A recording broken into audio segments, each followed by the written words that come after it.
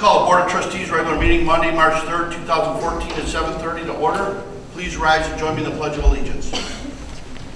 Pledge allegiance to the flag of the United States of America and to the republic for which it stands, one nation, under God, indivisible, with liberty and justice for all.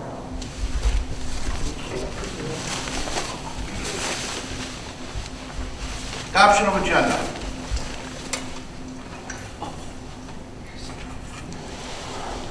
Any additions or deletions? Where do we have to add the one for Shannon?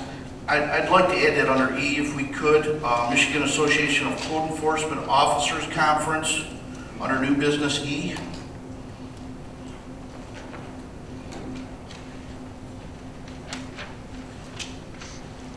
Any other additions?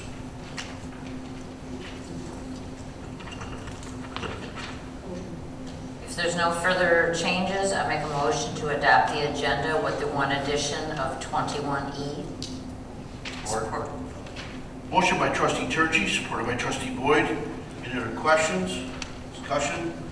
All those in favor? Aye. Opposed? Motion carries. Public comments. Any public comments at this time? Please state your name and address. Good evening. I'm Linda Olson, Superintendent, Richmond Community Schools on Division Street in Richmond. And I'd just like to thank the voters for their support of our November bond proposal and let you know that everything is moving along as we had hoped. Our teachers have been out visiting many different school districts, looking at their science labs, new science labs, so that we can try to take as many good ideas from other places and share that with the architect. And they've been going online doing a lot of research and working with the architect, and we're expecting to go out for bid the end of March and start working on that this summer, with hopefully being able to finish it in time to move in for second semester next year. So that's just a big boost. The students are looking forward to it. The teachers are looking forward to it. We are also wrapping up on the drawings for the track, and those will be going out to bid shortly. So we'll be able to host track tournaments here in Richmond again and attract a lot of people into our community. Thank you. Thank you. Any other public comment at this time? No more public comment. Public hearing, 2014-2018 Recreation Master Plan.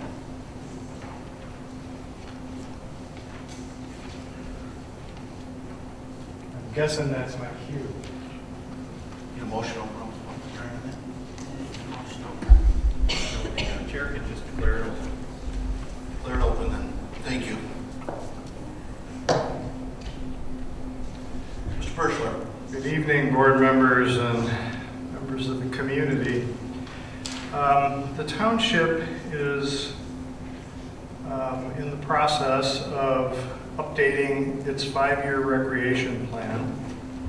And the reason that we're doing that is that the 5-year Parks and Recreation Plan forms the basis for long-range development and programming decisions that the township makes about recreation here in the community.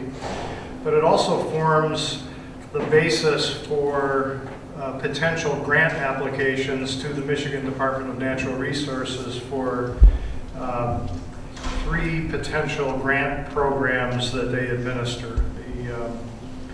There's a Department of the Interior program that the state administers. There's the Michigan Natural Resources Trust Fund grant program that they administer. And then there's the new Passport grant fund that resulted from the new system by which we buy our passes to get into the state parks as an add-on to our license plate renewal fee.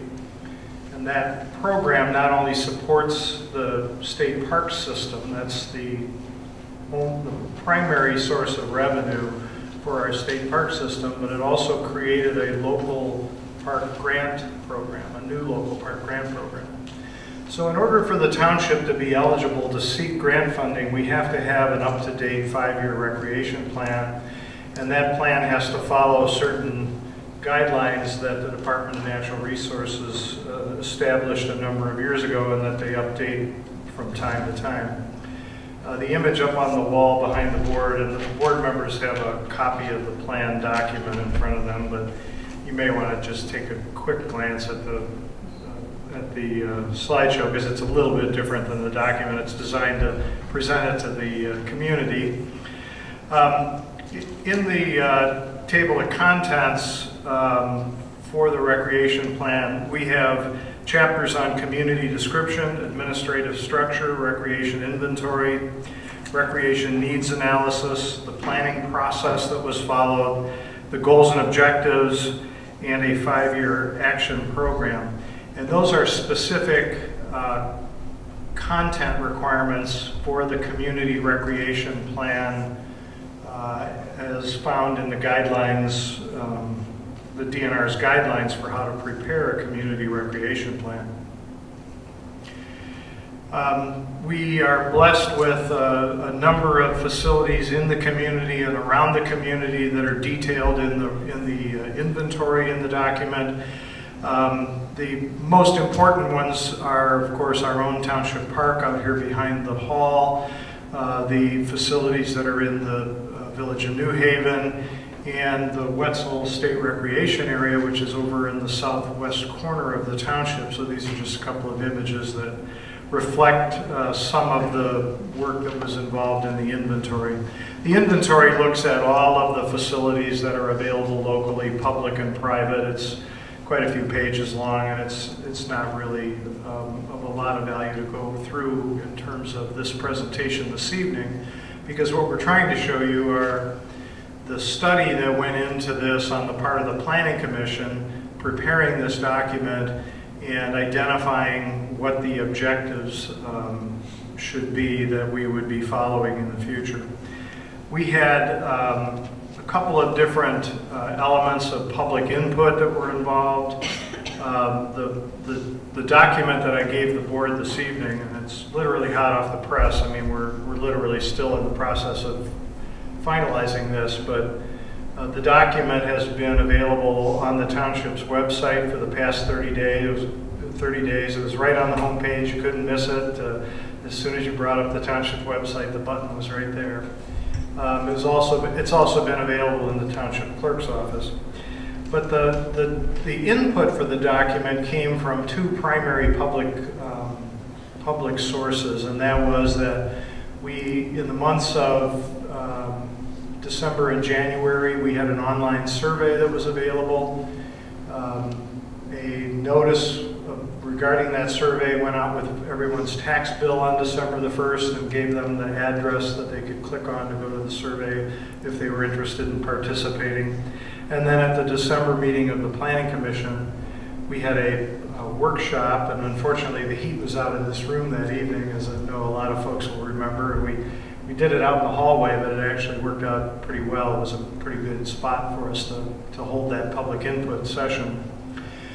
Some of the objectives that arose out of the Planning Commission's consideration of the public input and known improvements that we wanted to make at the park and other recreation enhancements that we wanted to see in the community. First and foremost was to enhance and expand the existing township park and to provide additional park sites. To work with the DNR to complete the general management plan for Wetzel State Recreation Area. They've only done a phase 1 plan for that facility, and we'd like to see them and encourage them to get through the full planning process so that we know what's going to be happening out at Wetzel. The Planning Commission determined, based on public input, that they need to be targeting the northwest quadrant of the township as a priority location for a new neighborhood or sub-community level park. And this came out of our analysis of all the existing facilities and the service areas of the existing facilities, and we identified that there's a there's an area, that northwest quadrant of the township, that's not within easy reach of any of the existing facilities. Some other important objectives are the development of restroom and concession facilities to serve the township park, particularly for when, hours when the township office building here is not open and the restrooms aren't available here. People told us that they'd like to see a splash pad developed at the park. We need to repair, or in many cases probably fully replace, the pathway system out at the park. It's a little over 10 years old, and the freeze-thaw cycle has really taken a toll on the pathway.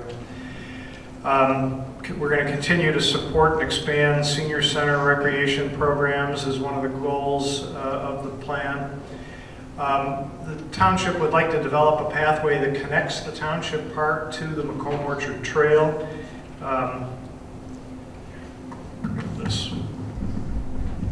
It's hard to see this map. If it were up on the screen, it'd be easier for you to just get up and walk up close to it. But this is the recreation plan illustration that shows the location of the township park and the primary park that serves the village and the Wetzel recreation area, and it spot locates a lot of the other facilities in the surrounding area and neighboring communities. A couple of real important pathway proposals that are a part of this plan are to connect from the township park here, up Gratiot and then up Forest Road into Richmond, so that we can get a direct connection to the Macomb Orchard Trail. If any of you have ridden that trail, it's a wonderful facility. It goes all the way over to the west side of West Bloomfield Township in Oakland County. It's quite a wonderful facility. It connects, it's not the Macomb Orchard Trail, obviously, way over there, but it connects to the Clinton River Trail running through Rochester and Rochester Hills and Auburn Hills and the city of Pontiac, and then it connects up with the West Bloomfield Trail that goes from Orchard Lake all the way through West Bloomfield. So that's a major element that we'd like to make that connection. That way the township park here could serve as a trailhead, and somebody could hop on their mountain bike or their hybrid and take quite a long bike ride. We'd also like to connect from the township park down and over to the village park on Haven Ridge Road to connect those two facilities here in the community. There are a number of other pathways proposals, but those are the two that kind of rose to the top as being immediately important, hopefully within the 5-year window of this recreation plan. The action program has 5 main priorities for the next 5 years. Those are the enhancement of the Lenox Township Park, the connector trailways development that I just mentioned to the Macomb Orchard Trail in Richmond and down to the New Haven Park. The northwest quadrant new park site acquisition, and we've got a couple of options for that, either as a playground type facility or possibly a Blue Water Trail access point. That's another feature of the plan. We'd also like to do some Blue Water Trailways planning and hopefully development in that 5-year period. We need to identify which waterways are actually navigable by a canoe or kayak and try to come up with a trail,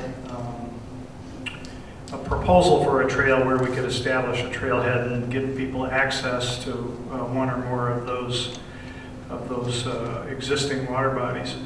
And then lastly, the Wetzel State Recreation Area planning and development. So those are the 5 main priorities if you had to categorize the things that we believe are the ones that ought to be addressed most immediately.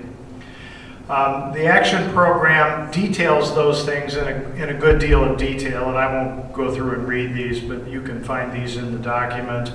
But this shows you the level of detail that we've gone to in terms of the park enhancement priorities, the northwest quadrant site acquisition priorities, the connecting trailways development priorities, and that one continues on to a couple pages worth, and then the Wetzel State Recreation Area, further planning and hopefully development by the state.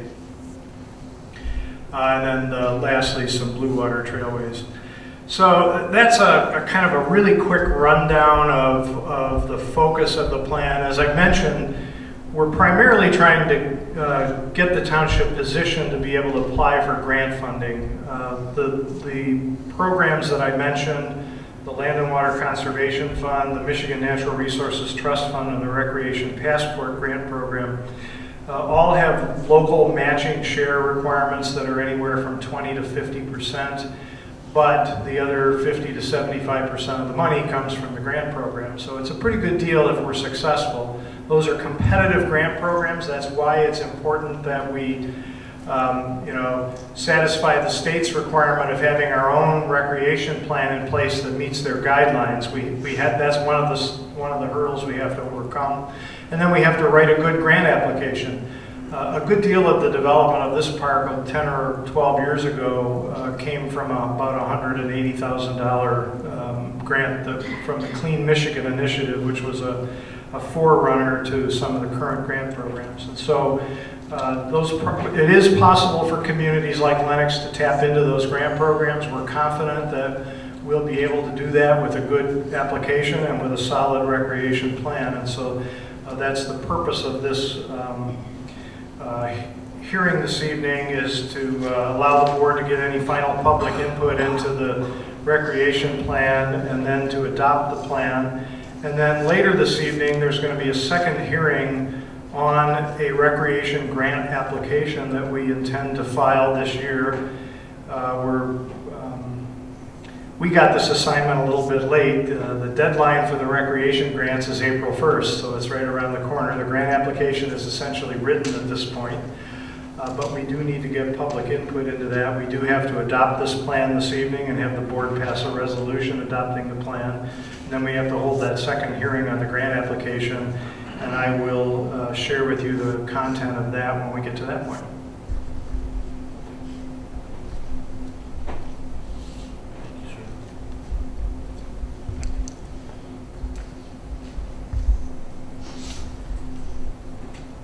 Dave, did that conclude your recreational grant application part of the public hearing? The recreation plan portion, yes. The grant application we need to do separately. And we can't do that until after you move to adopt the recreation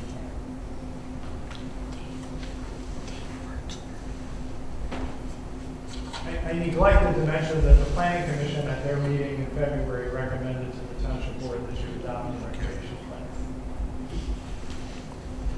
We have that under the business. I don't know if you want to adopt that now or move forward with the public hearing and the recreational grant application. Go ahead if you have a recommendation. Well, if the board would like to, it is identified on your agenda, the two public hearings here at the public hearing segment of the meeting. If you want, you could take a vote to amend your agenda to move new business item 21A to this point and take a vote on that. However, it is a public hearing, so we still have to get to the point where you invite the public to take the podium and provide their comments. But you could take action after that if you simply amend your agenda. Then you would also, maybe at the same time, amend it to bring up 21B after 4.2, the recreation grant application. Bring them both up so you can make both of those decisions right after the public hearings. That way, if people are here, they don't have to stick around all the way through. I agree. To hear the decision on those items. I agree. Thank you, Attorney General. Any discussion? Any public comment? Any questions, please?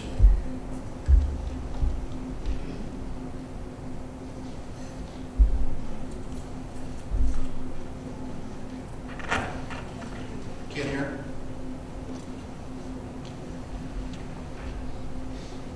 Can you hear me now? Better? Okay, thank you. Any questions? Discussion? Okay, thank you. I'd like to make a motion to amend the agenda, since I adopted it, to move from new business 21A to follow this public hearing that we just had. So it would be 4.1A. And also under public hearings, number 2, the recreation grant application, I would like to move up new business item 21B, the recreation grant application. Support. Thank you. Motion by trustee Churchy, supported by clerk Keith. Any other question or discussion? All those in favor? Aye. Opposed? Motion carries. Other motion in order? I'll make a motion to approve the recreation plan for 2014 through 2018 as presented by Birchler. Support. Motion by trustee Boyd, supported by clerk Keith. Once again, any questions or discussion? Sir. Mr. Supervisor, I drafted a resolution which the motion could certainly support. Would it Would you like to be read that motion? appropriate for me to have either read that into the record or have someone on the board do that? Trustee Boyd, if you'd like to. Thank you, sir. I apologize. It was supposed to be in the back of your book, and I just noticed that it's not there. I was gonna say, I read through this whole thing and I didn't see anything. Okay, I'll read the motion. Whereas Lenox Township has undertaken a 5-year Parks and Recreation Plan which describes the physical features, existing recreation facilities, and the desired actions to be taken to improve and maintain recreation facilities during the period from 2014 through 2018. And whereas a survey of all township households was conducted during December 2013 and January 2014. And whereas a public open house and workshop was conducted by the Planning Commission December 16, 2013 at the Lenox Township Hall to provide an opportunity for citizens to express opinions, ask questions, and discuss all aspects of recreation facility needs, planning, and programming for the township. And whereas the draft 2014 through 2018 recreation plan was posted to the township website on January 23, 2014. And whereas the Planning Commission recommended Township Board approval of the recreation plan at the regular meeting on February 24, 2014. And whereas a notice of public hearing to be held March 3, 2014 was given by one publication in the Macomb Daily newspaper on February 24, 2014. And whereas a public hearing was conducted by Lenox Township Board on March 3, 2014 at the Lenox Township Hall to provide an opportunity for citizens to officially comment on the draft 2014-2018 recreation plan. And whereas the Lenox Township Planning Commission and Township Board have developed a plan for the benefit of the entire community and to adopt the plan as a document to assist in meeting the recreation needs of the community. And whereas the Lenox Township Board voted to adopt the 2014 through 2018 recreation plan at a regular meeting held on March 3, 2014. Now therefore be it resolved that the Lenox Township Board hereby adopts the 2014 through 2018 Lenox Township Recreation Plan as a guide for improving recreation for the residents of Lenox Township. Thank you. And that motion was made by trustee Boyd, supported by clerk Keith, correct? Any other questions or discussion? All in favor? Aye. Opposed? Motion carries. A little shorter next time, right? We're trying to get in all the requirements of the state. Is there another one for the grant application? Now I'll declare that public hearing, we're gonna, the motion, I can just declare that public hearing closed, declare the next one open, correct? Yeah, I think by virtue of the actions, it was closed, and Thank we you. have to let the record reflect that, and now we can proceed to the next one, yes. By virtue of the approval of the resolution, the Recreation Master Plan will be closed. I am declaring the 2014 Recreation Grant Application open at this time. Mr. Bershman. 1 minute, let me get the other slideshow up.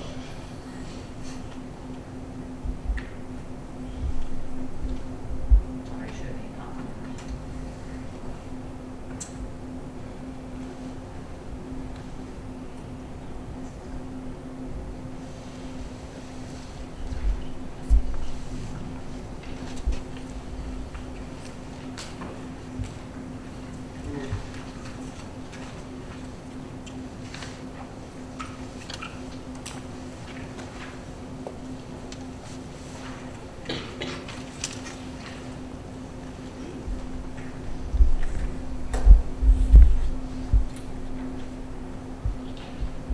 This one's going to be a little more difficult because the board's going to have to make some tougher decisions. The township intends to file a park grant application for the Lenox Township Park on April 1. And That will involve the existing park site, which is the 18 acres behind the hall. We've got baseball and soccer and multi-use fields, tennis courts, basketball, roller rink, a lot of existing facilities that are available at that park. However, when we met with the public back in December and in the survey results that we got from the online survey, we learned a number of things about the park, about how people use the park, and what people wanted to see done with the park. It was everybody's top priority in terms of the first action that we should take, which was to enhance the park. So 76% of the people that we talked to said that they visit the park, 62% said that they use the pathway, 77% feel that the trails are the most important component of the park, and 70% said they would visit the park more often if restrooms were available. As I mentioned in the previous hearing, we did hold that public input meeting on December the 16th in addition to the online survey. The priorities that came out of most of those discussions were restrooms, the pathway improvement, and some other alternative recreation opportunities. So in terms of what the park's like now, these are just some pictures of a couple of the facilities out there, and of course they're right behind the hall, so it's real convenient to this facility. The improvements that are proposed as a part of or potentially as a part of the grant application, and we're going to talk about exactly how much can we go for. That's the big dollar question. We need to repair and replace the pathway. The sub-base is going to have to be improved in a number of areas. Surmed Safe, the township's engineer, has already looked at that with Cam Trombley, the DPW director, and they've evaluated what needs to be done. And for the most part, the entire surface will have to be replaced, and some of the sub-base will have to be repaired. We'd also like to add a restroom and concessions building so that restrooms would be available during all park hours of operation, and then the concessions obviously adds to the many times when there are organized games and league activities and what have you. One of the benefits that we realized early on was that when the township hall was built, the sewer and water was stubbed out to the park, so that's a cost that it's already been borne, and we don't have to go through that again. This is a popular park for families with children, but obviously when the little ones need to use the restroom, they need to use the restroom, and that's a comment that we heard loud and clear. And it would also, a restroom building would allow a lot of visitors to stay at the park for longer periods of time. We also heard that comment. The other idea was to add a splash pad to the park, something that would add some real summertime fun, give the kids a place to come and get cooled off and have a good time. Anybody who's ever seen one of those splash pads knows that children just absolutely love those things. And it would be a nice, safe, sustainable sort of a play environment, something where parents could relax while they watch the kids having a good time. That upper left picture shows a splash pad development at a park in another part of the country, just as an example. The upper right shows a combination restroom concession building that we found an example of in another community. We also had some materials in the packet that we provided you that we actually contacted some companies locally. Obviously, a reinvigorated pathway could be a real continued useful feature of this park. It's the one thing that draws people there the most in general. This is a sample just from some of our research of a typical restroom concession building where you'd have ladies and men's restrooms and storage and a concession, little concession space. This is the pathway paving plan that Huron Consulting had developed last year when this was a subject of discussion. And then this section has the potential costs. And I wish we could have blown this up bigger so that people in the audience could see it, but there's an issue here that we need to discuss as a part of tonight's meeting, and that I wanted to make sure I covered very clearly in this presentation. What we looked at is, we looked at a low and a high cost for each of the proposed improvements: the pathway replacement, the restroom concession building, and the splash pad installation. And then we picked a midpoint between the low and the high numbers that we had gotten from our evaluation, which was done through a little bit of original research this time around, but mostly from talking with township officials and with Cam Trombley and Surmet. So what we found is that the pathway replacement is going to be probably at least $50,000 and possibly as much as $70,000. The restroom and concession building could range anywhere from $40,000 to $62,000.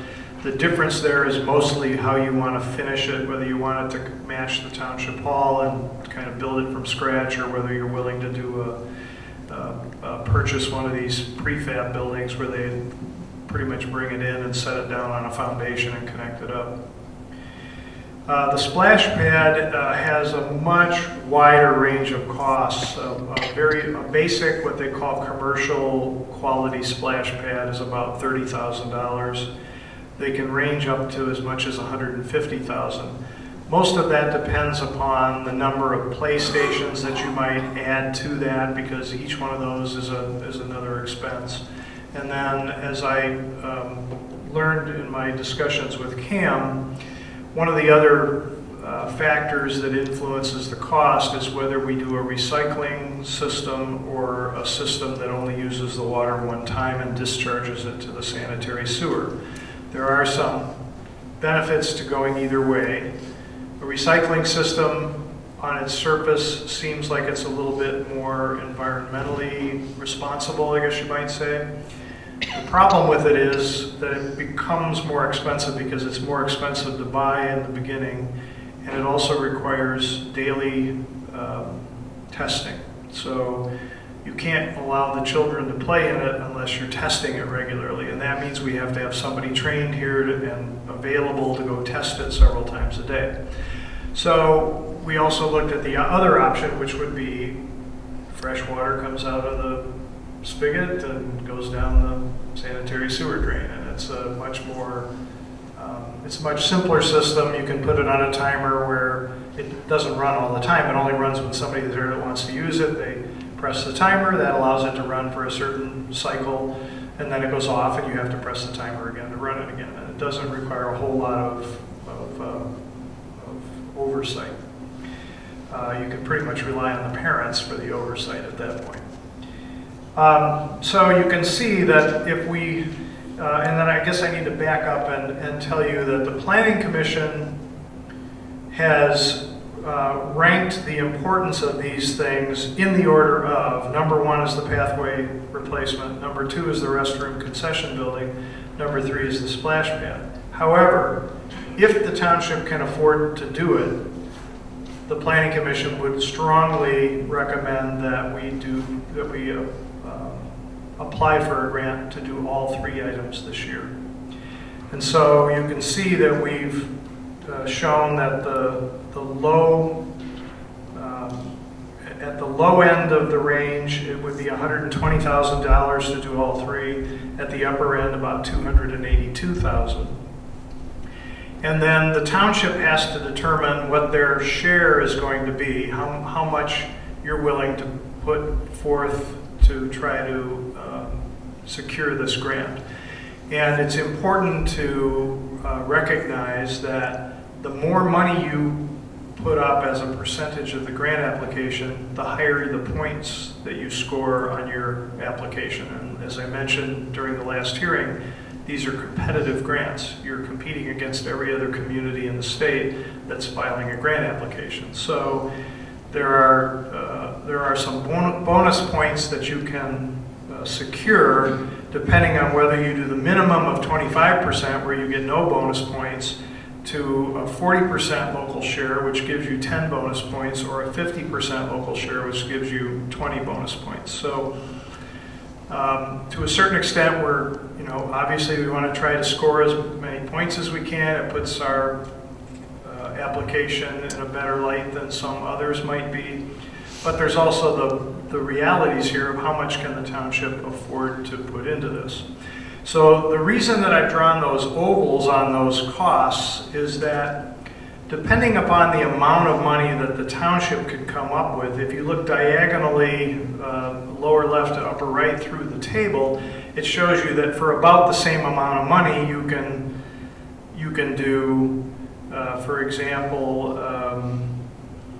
the low cost for all three things at a 50% township share is about the same input from the township's perspective as the midpoint cost at the 40% level, or the high point on the cost, but with the township only putting in 25% where you won't get any bonus points. So if we have an idea of what the amount of money the township believes it can designate for this grant application, we can plug it in, we can see where it lands in there and determine, can we do one thing, can we do two things, can we do three things, can we do it at 25%, at 40%, or at 50% local share.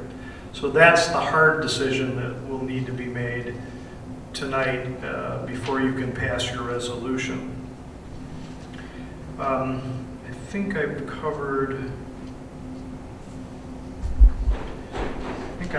everything. So again, just to summarize, the Planning Commission would very much like to see all three of these things move forward immediately if the funding is there. If the funding is not there, then they believe that the pathway repair and replacement is the most important project, followed by the restroom concession building, followed by the splash pad. And then, depending upon your discussions this evening as to what you think the township could come up with in the budget for the local share, we could decide how much of that we could do with this application. I might stay here at the mic in case you have questions. Thank you, sir. This one requires some discussion. Any questions from Mr. Birchler? So if we said, looking at the 141, if we said we had 150,000 that we would be willing to put up, and then we received part of the grant, could we turn part of it down if we decided later we didn't want to do part of it? This is kind of like when we did the water sewer, Well, I think, I don't know that I know precisely the answer to that question. If your application were recommended for approval based on the submission criteria, you would likely have to agree to come up with whatever that local share was. You can adjust what actually gets done based on the real cost estimates that come in. I mean, these are ballpark, really general ballpark estimates, just for purposes of trying to file an application. In fact, we don't even have designs for all of these things, and the grant allows you to use a percentage of the grant funds to actually develop the detailed plan. So if we have to draw up architectural plans for the restroom building, that's an allowable expense of the grant. The same would be true for the engineering detail that might go into the pathway replacement or the plumbing plan for the splash pad, that sort of thing. So once you commit to a particular amount of money for your local share, I believe you're going to be that's a commitment that you can't back away from. You may, just by virtue of if cost estimates came in really, really high, we might have to back away from doing it all, but we'd still have to put up that same share. And that's my question. These are competitive bid type situations where it might come in lower too. It might come in lower. So, yeah, but if it exceeds the amount that we apply the application for, we don't have to commit to that. What you're committing to is a local matching percentage up to a finite dollar amount. Do we have to use the entire amount this year? Could we do part of the project this year and part of it next year? You know, I'm not sure I know the answer to that question. I'm not sure that the DNR cares what budget year the money comes out of, just that you will commit to it. I'll be honest, very honest with you. We will apply on April the 1st. We probably won't hear whether we were recommended for funding until sometime in the summer. And then we will have to await the legislature taking action to allocate the state's share of the grant funds. And so we will not break ground on it in 2014. These improvements you won't break ground on until 2015. And it's a reimbursement program, so you have to spend the money and then request reimbursement of the granted share. So, you know, if the bids come in and they're great and we get all of it done for less money, then you will have a lower dollar amount share, because it's, you know, your grant will be approved on a percentage basis. At least that's the way I understand it. I've never seen one where there was a big variation, so that's why it's hard for me to answer that question. Are they matching funds? It's a matching grant program, and it's either, you know, the township has to put up at least 25%. That's the minimum. You can put up, there's really no limit on the township's upper end share, but very few communities ever put in more than 50% because you don't get any more points on the application for going beyond 50%. So, you know, that's typically the limit, but I suppose, you know, it's conceivable a community could say, we'll put up 75% if the state will just give us 25%. That's the only portion we're missing is 25%. That's perfectly conceivable under this program. I've just never seen anyone do it. Okay, so back to the path replacement is a must-do. The concession stand building, that was why we started this, so that we could get grant funding for that. So another kind of must-do. And then the splash pad, I think it would be really great, but there's a lot of questions. So if we tonight say we approve to do 50% of all three of these, but then we start looking into the splash pad and find out it's really not something we want to do because we find out the liability is, or the water is going to cost, or, you know, the environment is going to, and we decide we don't want to do that part of it. Are we kind of... That's a good question that I don't know the answer to. I mean, that's the one that we have the least amount of information on as to what exactly it would cost, because we haven't selected a design and asked the manufacturer to give us a quote. What we did was we got some ranges, and they were really big ranges from 30 to 150,000. And the problem we're faced with is we have to make that determination tonight for you to submit that application, because we have to have the specifics in place. I mean, there's nothing to say that you couldn't pick a dollar amount that you're willing to spend on the splash pad, and from the research that we've done, as long as it's at least $30,000, you'll get some sort of a commercial grade splash pad. We just don't know how many toys it's going to have, you know, how many individual little PlayStations it's going to have at that price. Dave, I think the question that Jody and Rena are trying to get across is, say we put up 50%, we say we want 50%, we get the grant. Along the way, we do the pathway, we do the concession stand, we decide not to do the splash pad. Are we required to do the splash pad because it was in the... Not if we can't do it because it exceeds the amount of money that you have pledged and the grant has approved. We could scale the project back to just do the two items that you could afford to do.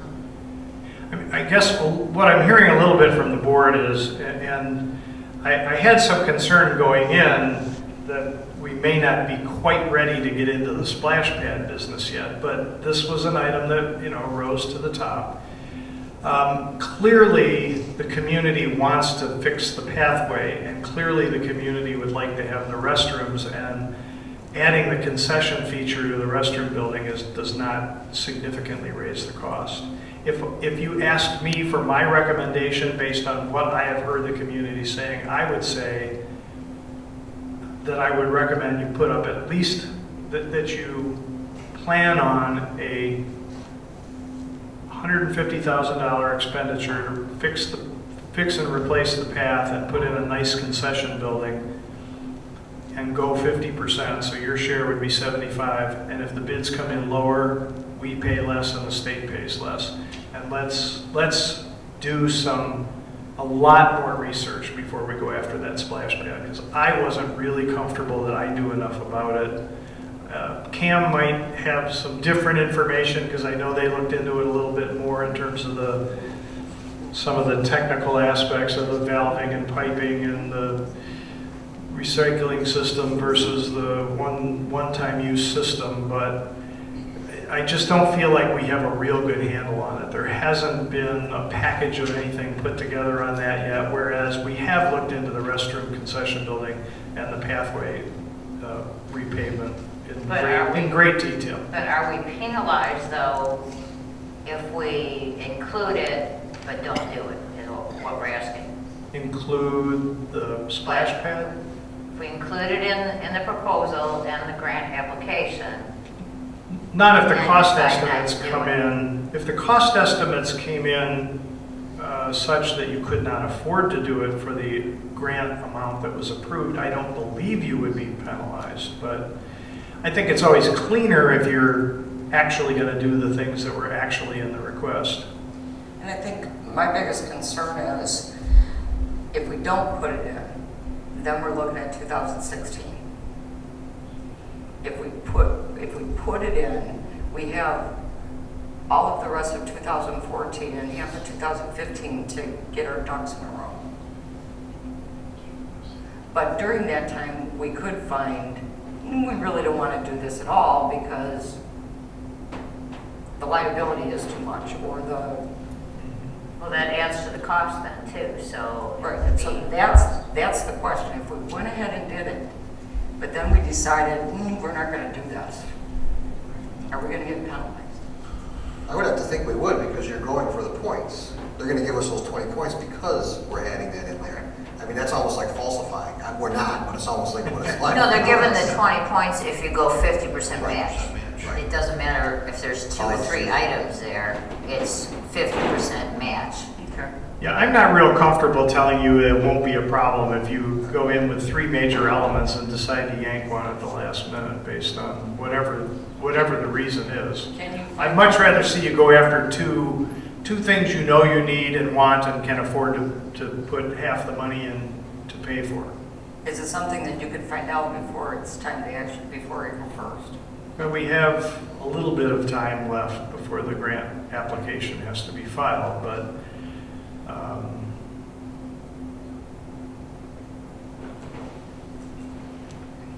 I guess your motion tonight would have to be broadly worded so that we could opt out before we file the grant application, but leave the dollar numbers in play, so to speak. Commit to a dollar number that you're willing to spend, and if we can get the splash pad in for that, great, and if we can't, then we don't.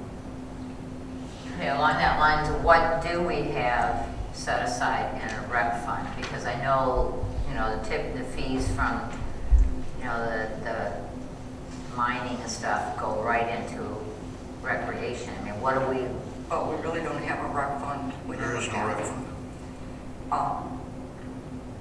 It just goes into a line item in the general fund. But with that said, we have a couple of CDs out there that, the money's it's in the savings. And if we were gonna do something like this, we could do it. And that's my thoughts. And I'd like to make a statement. I think it would be a big error not to do all 3 of these, get it done and over with. To go back and do construction phases after we've already done a pathway, or I think it would be a problem. I think it needs to be all mapped out at the same time, construction done at the same time, so we don't end up destroying something else.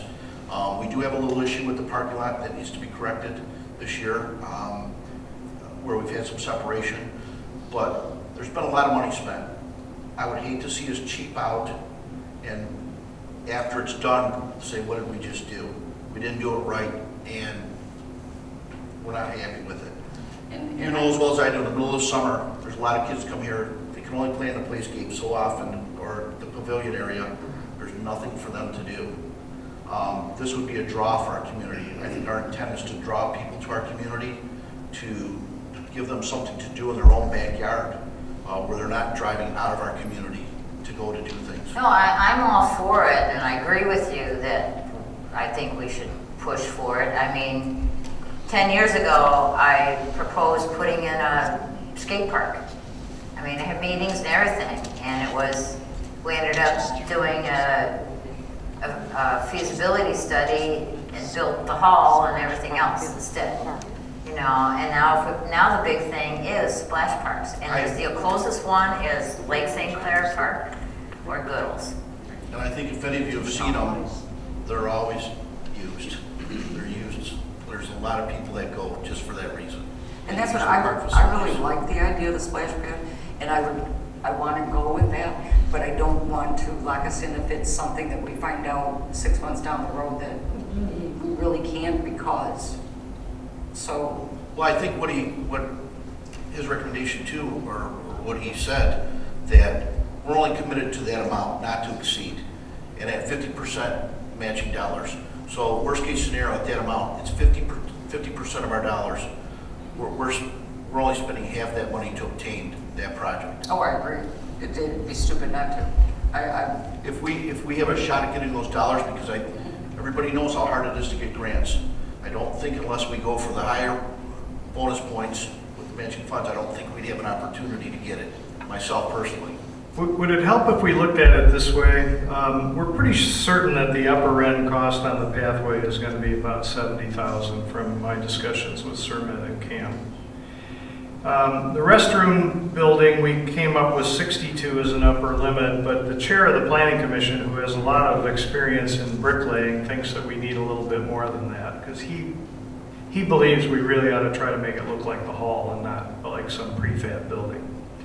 So if we bump that one up to 70,000 as well, we could look at this as, let's investigate what we can get in a splash pad for another 70,000. So you've got 70,000 for each of the three elements. That's $210,000 total. The township share at 50% would be 105,000.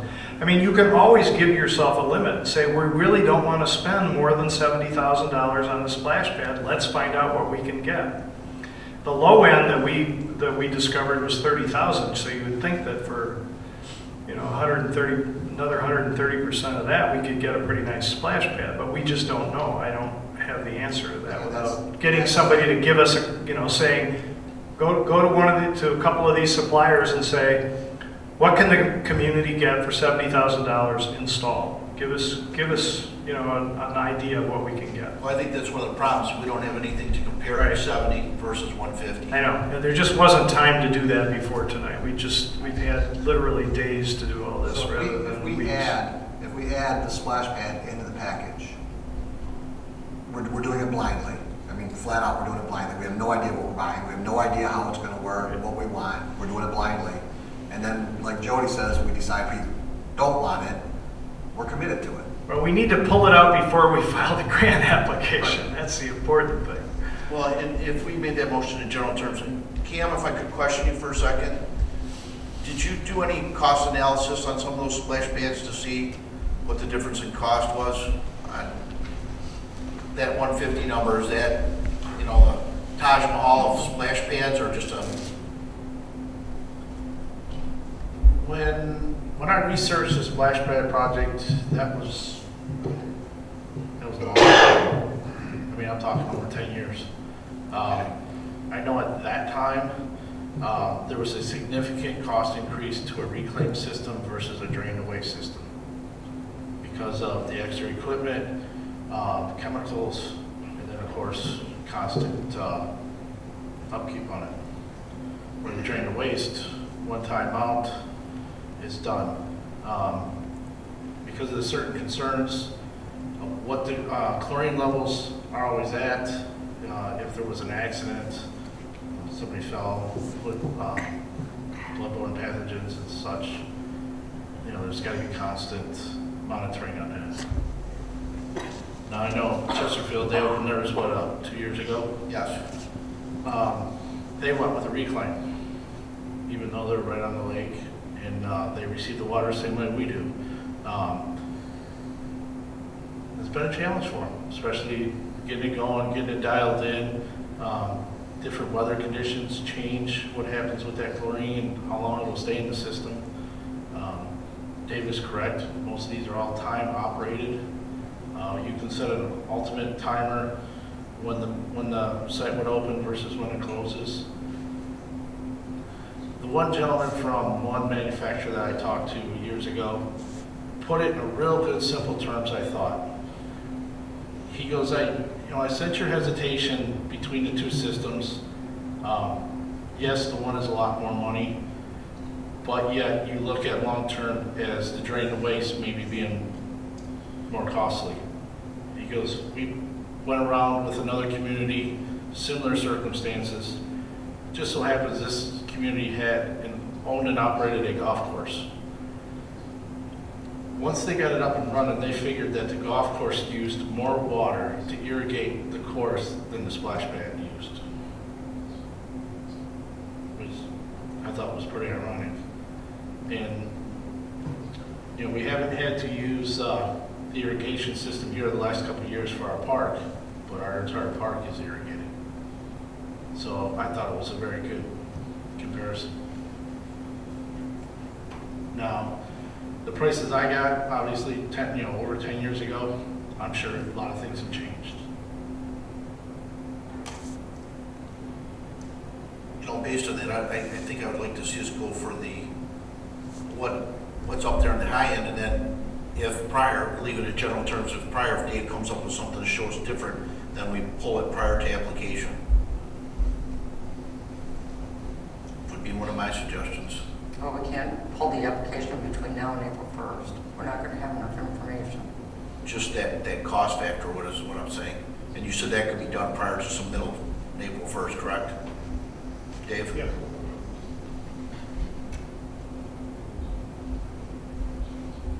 I think, and I'm not speaking for the The rest of the board. question I can't answer is how much you can get for how much money. That's what, Because I think that's what we need to haven't determine. gotten any real hard estimates that are current. What is Like Cam 70? said his are 10-year-old What estimates. is 70 buy and what is 150 to buy? You know? Right. If somebody buys you a sprinkler, you know, going out there, or two things spouting out water, that is not gonna cut it. I think we'd all agree with that. It has to be something it's gonna fit with the theme here and everything. Yeah, it's got to be something different than rooms and kids in. Well, I feel comfortable saying the 150 being we have the money in the savings account. It's not something that is going to come from, the tax dollars for operating. It's something that we've saved money for capital improvements, and this is a capital improvement for the whole park.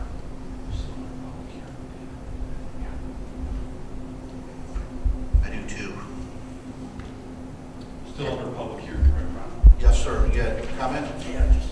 If anybody else would like to comment too, please. So please, I'd like to hear what. Well, I've got a lot of experience with grants, and what I can tell you with every grant that I've ever been successful with, which has been quite a few, is that you can do grant amendments. And once you've been awarded the money and you realize, as you're concerned that, we just can't swing this, then you do a grant amendment.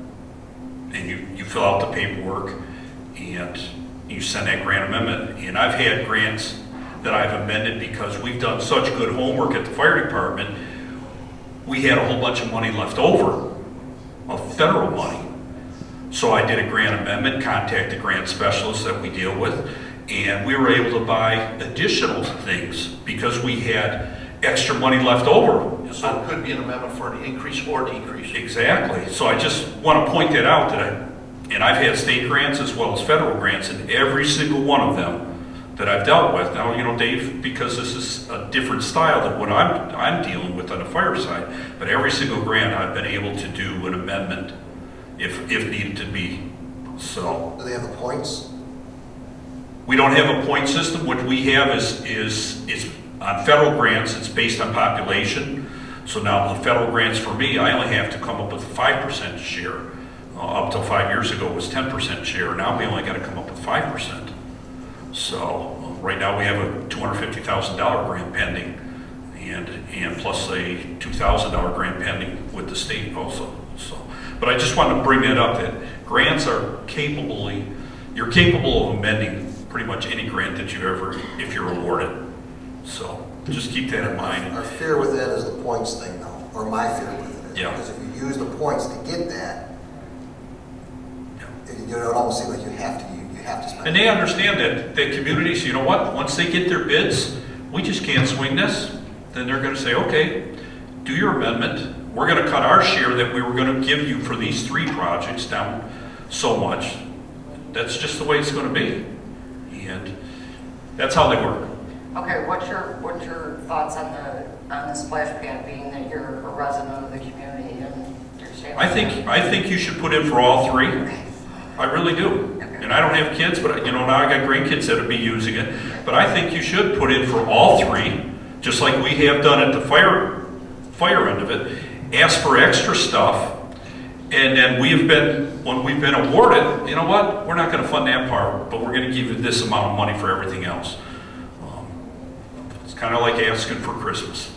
You ask for a whole bunch of stuff, and you get what you get. So, but I would go and put in for all 3 if I were you. That would be my recommendation, not only as a resident, but as somebody who deals with grants for the township already. Thank you. Okay. And the thing is, 2 of them is almost like a given. We're going to go for 2 of them regardless. So They're it's really, they're must-haves regardless. yeah. So the 3rd one is the only, and I really like the idea of it. I just want to get locked into something. I can't get past that. I can't get past the fact that we're going to use that 20 bonus points and beat out another community because of that, and then not get penalized for not. Because we'll use that to beat somebody else, to beat somebody else's grant application. I'm really worried about that. Yeah, but the 20 bonus points aren't based on us doing 3 things. It's based on Sure, us saying that percentage. we will go for 50%. As long as we know that, I'm comfortable. Yeah, right? We do? Yes, that's true. That's the way I'm. Okay. Can I say something too? I think you should go for all 3. I think you have to look forward to how much are these costs going to go up if you keep putting it off. Do it and get it over with. Thank you. Any other public comments? It's not until 2015 until you. Right. Absolutely. And like Jody, I agree with you. There's 2 that are must-haves. If you look at everything in the scale of things, how many years this park has been here, the improvements that we could make, even at $150,000 on an item that we could put here for our residents, Oh, yeah. people in our community, I think it's money well spent. I do too. Like I said, I'm just being the devil's advocate. Yes, sir.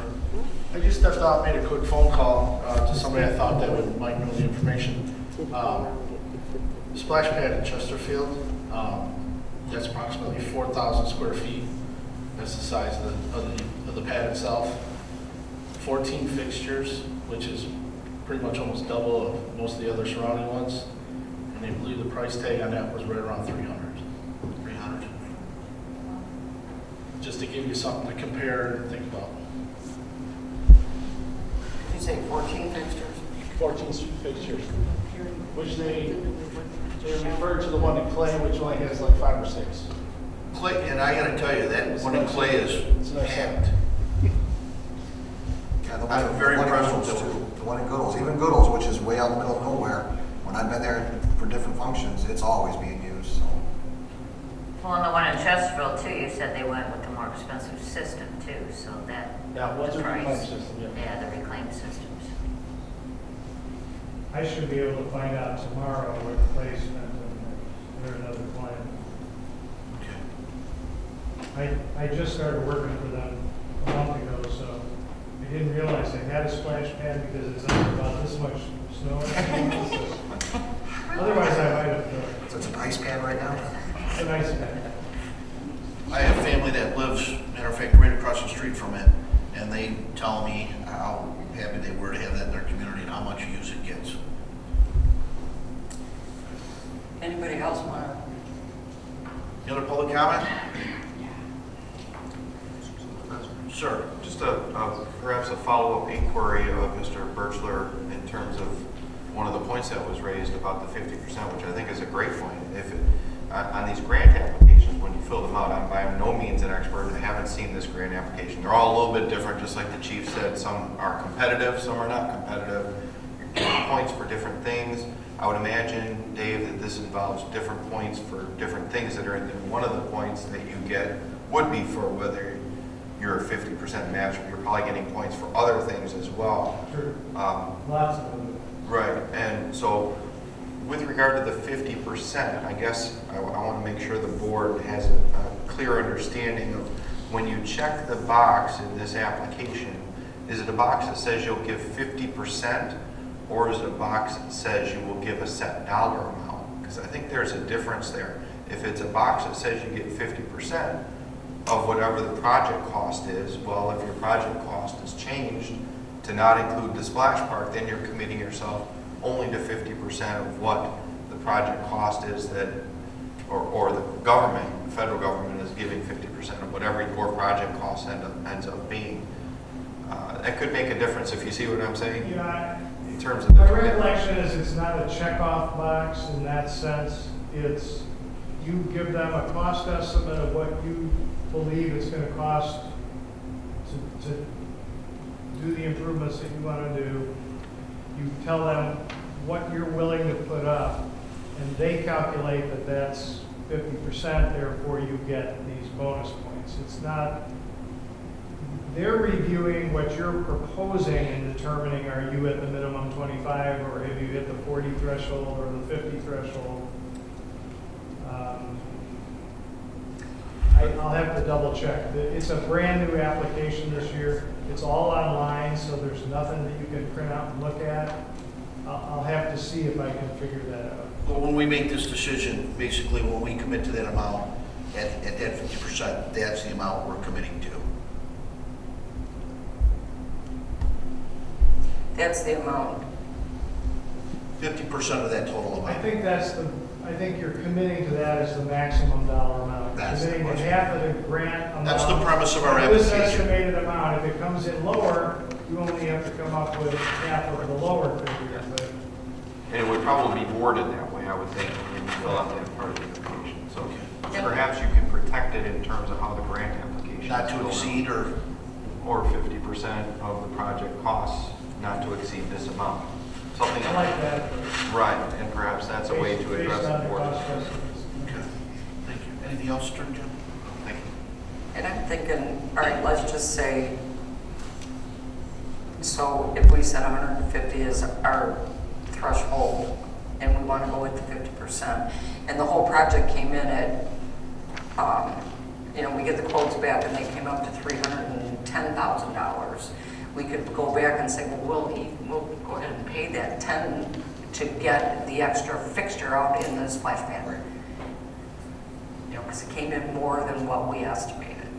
So, we wouldn't be penalized for that. It was Sure. just, we would have to say, where are we going to get the money so that we can do that or something. Okay. Any other comments? Any other questions by the board?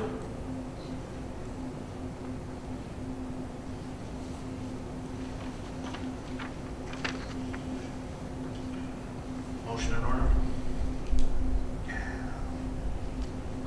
David, what kind of motion do you need for this one?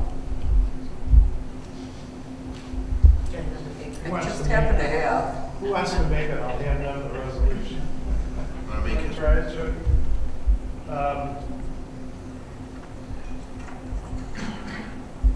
It's not worded exactly as Steve had suggested. Let me use the mic.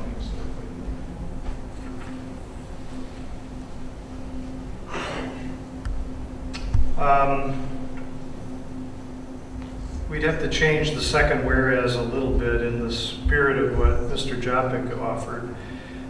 Perhaps we could say, whereas Lenox Township has identified the estimated cost of development to be $300,000 and has committed to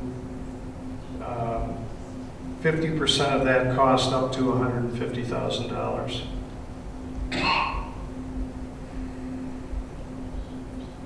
Or maybe Steve can help me out. Okay. He's probably a little better wordsmith at things that end up being legal documents.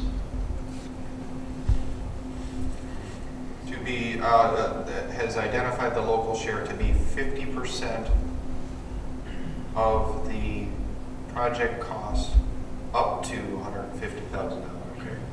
That's only for the splash pad installation, not total project cost. No, that's total. So it'd be 300, the total project would be Up to 150 300. instead of 141. All three items would be up to $300,000 with the township I agree. paying up to 150. Thank you. I actually think that gives us quite a bit of room for Overage. Okay. Whereas Lenox Township has undertaken a 5-year Parks and Recreation Plan which describes the physical features, existing recreation facilities, and the desired actions to be taken to improve and maintain recreation facilities during the period from 2004 through 2018. And whereas Lenox Township has identified the cost of the development to be $300,000 and has identified the local share to be 50% of the project cost up to $150,000, which has been committed by the Lenox Township Board. And whereas the Lenox Township Board moved for approval of the 5-year Parks and Recreation Plan and discussed the order of importance of recommended grant application improvements at its regular meeting held on March 3rd, 2014. And whereas a public comment hearing was held on March 3rd, 2014 at the Lenox Township Hall following adoption of the recreation plan to provide an opportunity for citizens to express opinions, ask questions, and discuss all aspects of the grant application for Lenox Township Park. And whereas after the public hearing, the Lenox Township Board voted to approve the grant application to the Michigan National Resources Trust Fund to facilitate development of the subject property at the same March 3rd, 2014 regular meeting of the Township Board. Now, therefore, be it resolved that Lenox Township hereby approves the grant application to the Michigan National Resources Trust Fund. That's my motion. Support. Motion by Clerk Keith, supported by Trustee Churchy. Any other questions or discussion? All those in favor? Aye. Opposed? Motion passes. Resolution passes. Thank you. Thank you, Mr. Birchler, for sticking with us and pushing this through. Really appreciate the help getting it moving. And thank you, audience. We're sorry to hold you up on this, but we're on such a tight timetable. We had to get it done so we could get the grant application by April 1st. So sorry to keep you up. And let's hope we get the grant. After all that, we could not get it. That'll be great. Thank you. Okay, I'm going to close the public hearing for the recreational grant application approval. And the application's been approved. Next, approval of minutes, 2/3/2014. Make a motion to approve the minutes from Monday, February 3rd, 2014 as presented. Support. Motion by Trustee Boyd, supported by Trustee Churchy. Any questions? All those in favor? Aye. Aye. Opposed? Motion carries. Sheriff's report.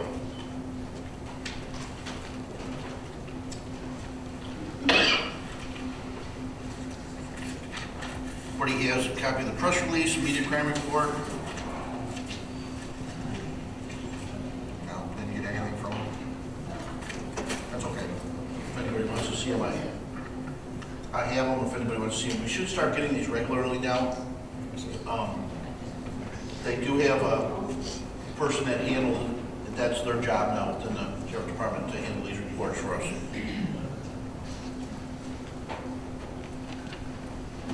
anybody would like to see that, I'd be happy to get them to them. Are you gonna hand those out to the board then monthly?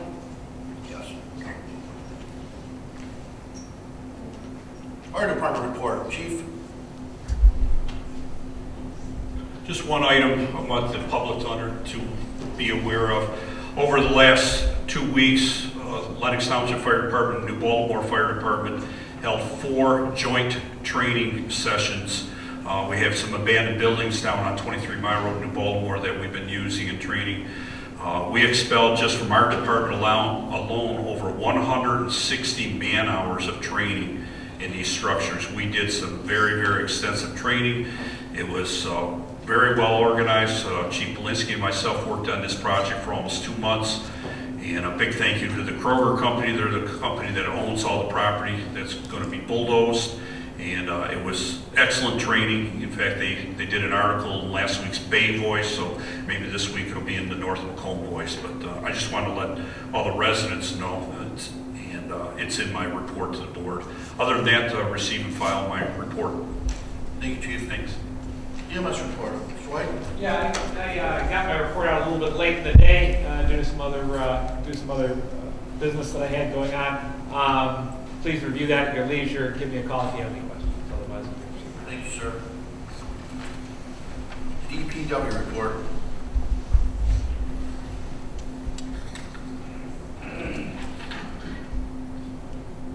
I asked to receive and file the report at this time. Be more than happy to answer any questions if there is any. Any questions for DPW? Thank you, sir. Thank you. Code enforcement report. The Michigan Liquor Control Commission reports have been filed with the clerk's office. Thank you. Assessing department report.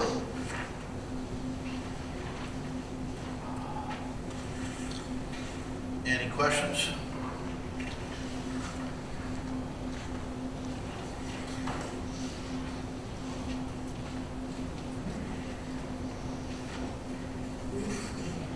Okay, thank you. Engineers report. If no questions, then I would ask for receiving file, please. Thank you, Mr. Safe. Questions for Mr. Safe? Thank you. Library report.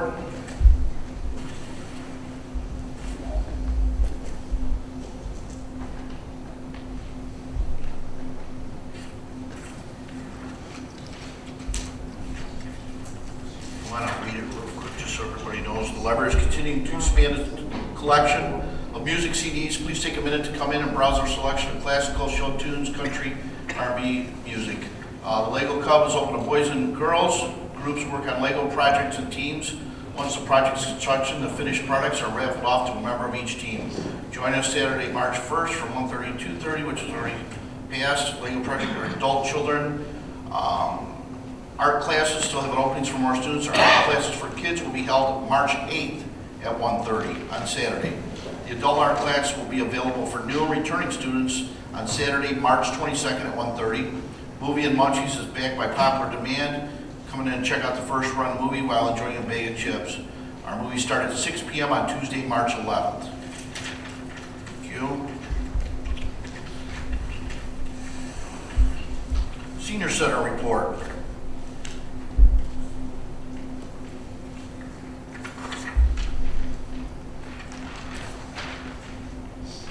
They're stating their plans for March include another mystery lunch, casino trip to Hollywood Casino in Toledo, along with the celebration of St. Patrick's Day.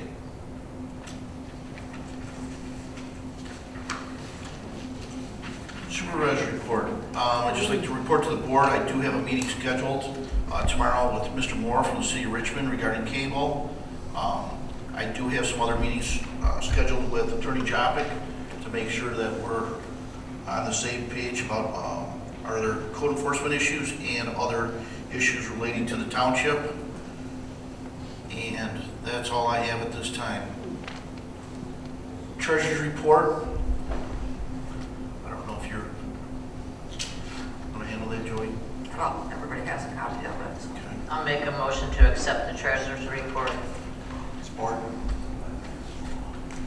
Motion by trustee Turkey, supported by trustee Boyd. Any other questions? All those in favor? Aye. Aye, opposed? Motion carries. Orders and bills.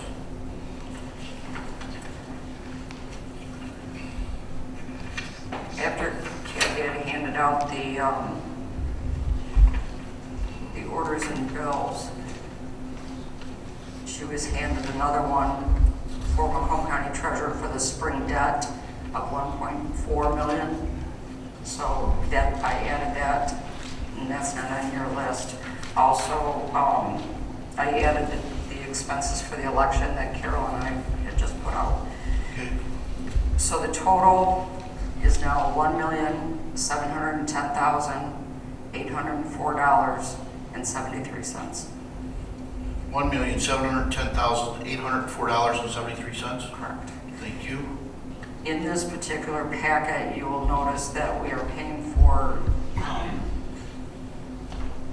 like I said, the spring debt on the sewer.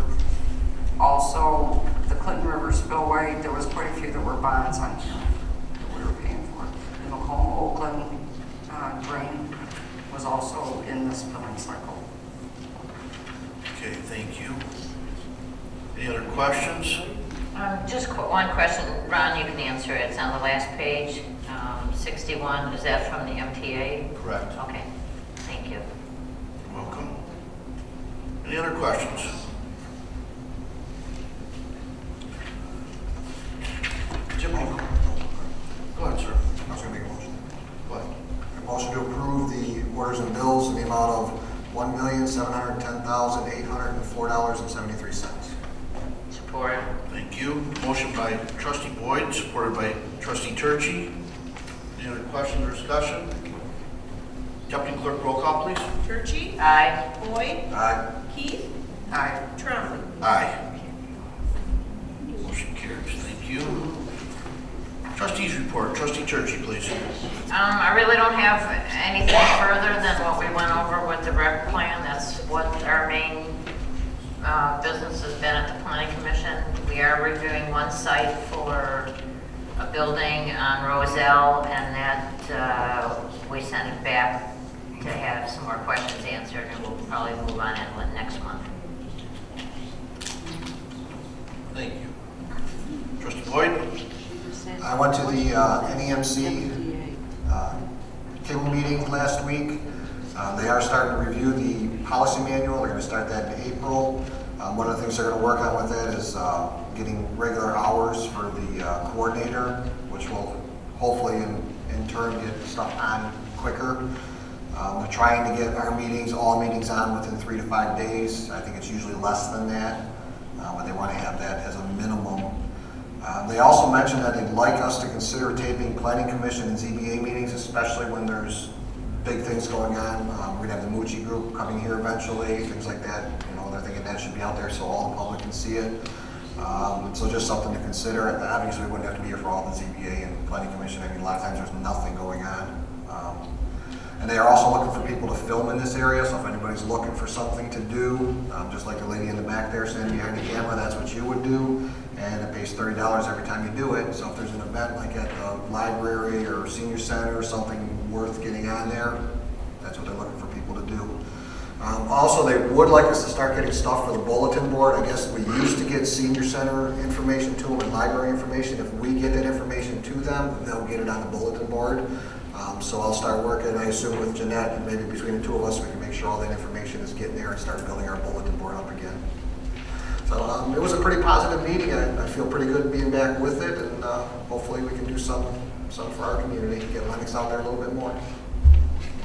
That's all I have. Thank you. Clerk's report.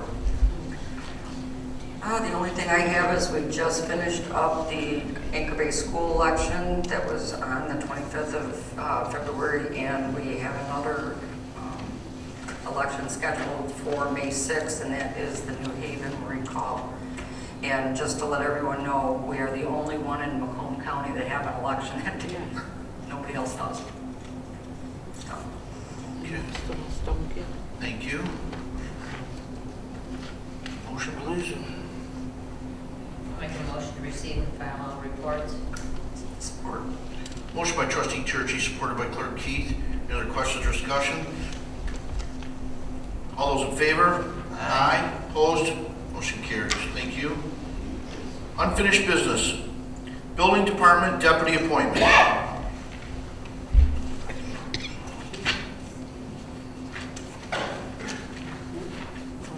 Attorney John, would you like to speak to this too? Sure, I can kick it off. Mr. Hymas too, if you'd like to, for any questions. Sure. Well, to kick things off, in follow-up to last meeting, I indicated we had a meeting scheduled. We held that meeting mid-February internally with building official, the code enforcement official, building department manager that Ms. Kolmarowski that the board recently hired, and supervisor, treasurer, Oppenbacher. All were in attendance. We went through the various issues, not so much issues, just wanting to go through and make sure everybody understood was on the same page as to who reported to who had what responsibilities and whatnot, and who appointed deputies to what areas. That's how this kind of all arose on the board's agenda, was appointment of deputies. Were they appointments to the property maintenance code or property maintenance ordinance enforcement, or were they building officials or inspectors? And everything became clear as we talked through everything, as it often does when you sit down and talk about things and talk them through. I provided the board with a report on all of the issues that we talked about, the things that we worked through. One of the questions was whether there was going to need to be any board action in connection with organizational or structural issues.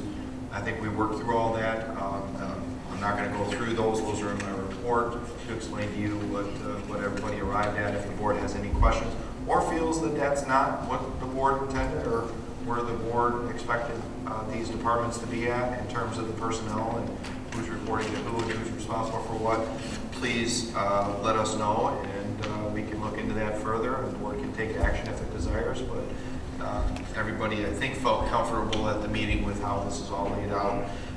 The area that would need action that I've identified in here are the appointments of the deputies and the backup inspectors that Mr. Hymas has proposed to the board.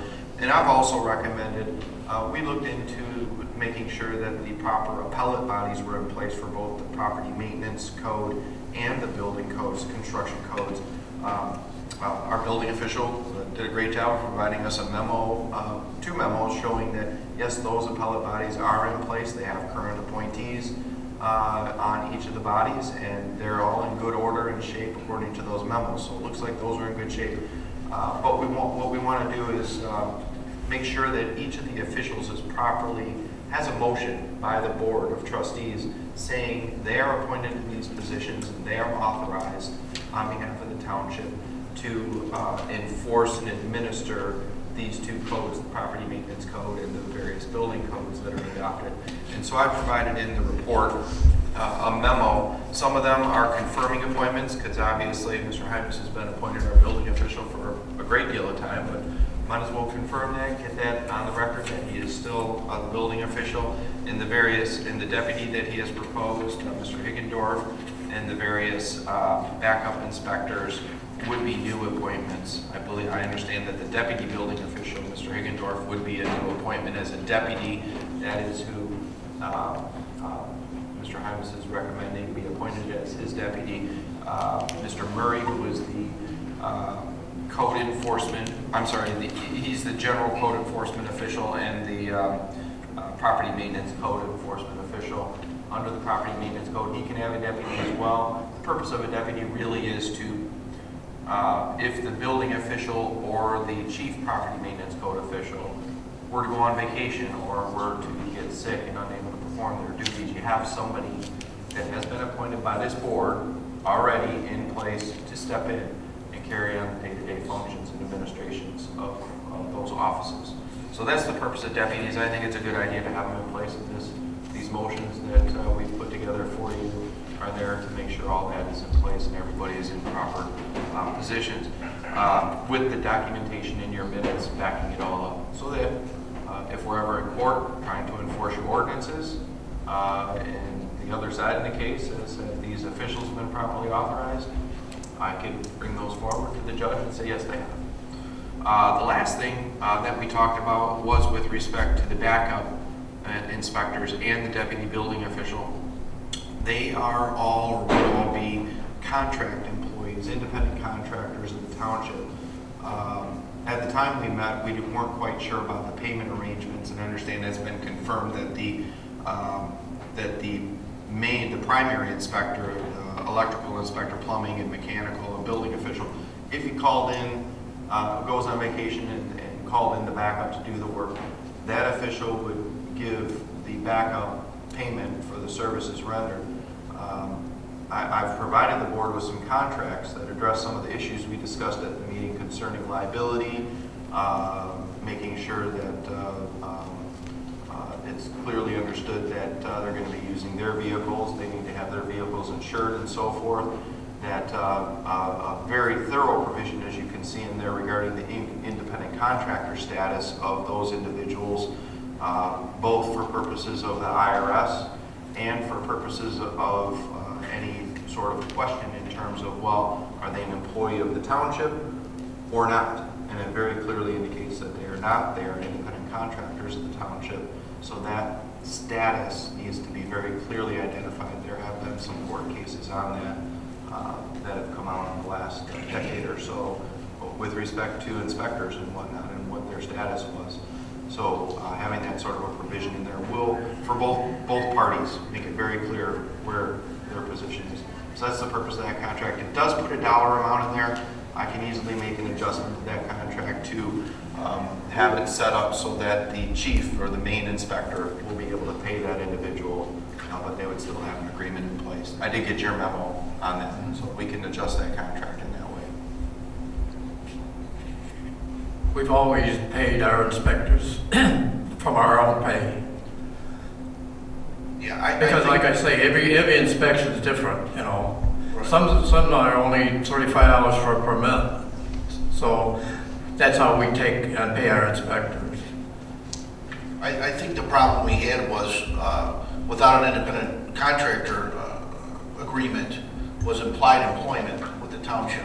And that was one of the things that we wanted to resolve here with Mr. Jopik drafting this agreement. That it's very clear that they're independent contractors. I think we do have to be very clear on the pay though also. I know there's different amounts, but I think we have to be very clear on what we're going to pay these contractors. Well, most of us pay them $50 out of our own pay. Because they usually do maybe one inspection, but the job takes 5, maybe 7. So, you know, he may do only one. So then we just give him that amount. But say if that permit only costs $35, you're not going to give him 50. That's just like saying if one of the board members goes on vacation, he's going to give his deputy his pay. You know, it's not going to happen. On the contract part,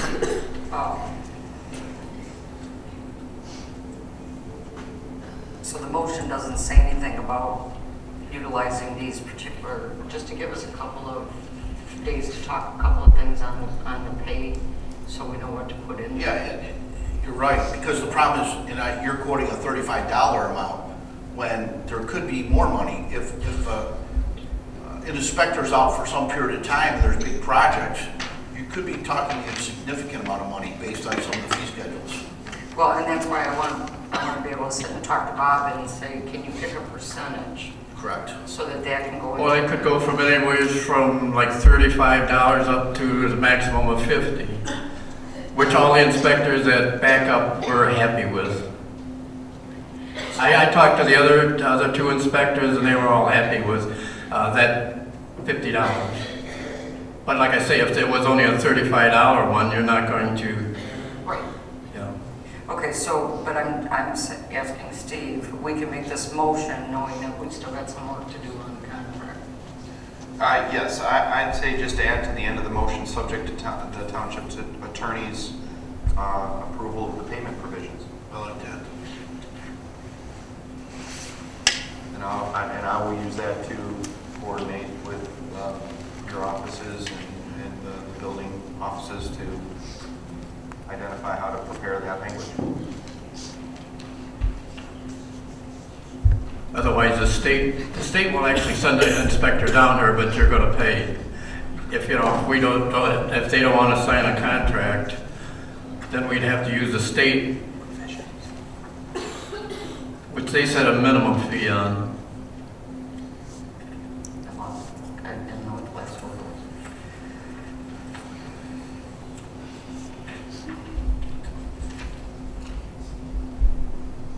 Okay, so are we good? Because like I say, all the inspectors agreed to it, they all signed it, they were happy with. But you're okay with what Steve's presenting? Oh, you mean the contract? The contract and the motion for us confirming, and you don't have any questions and you're good? No. Okay.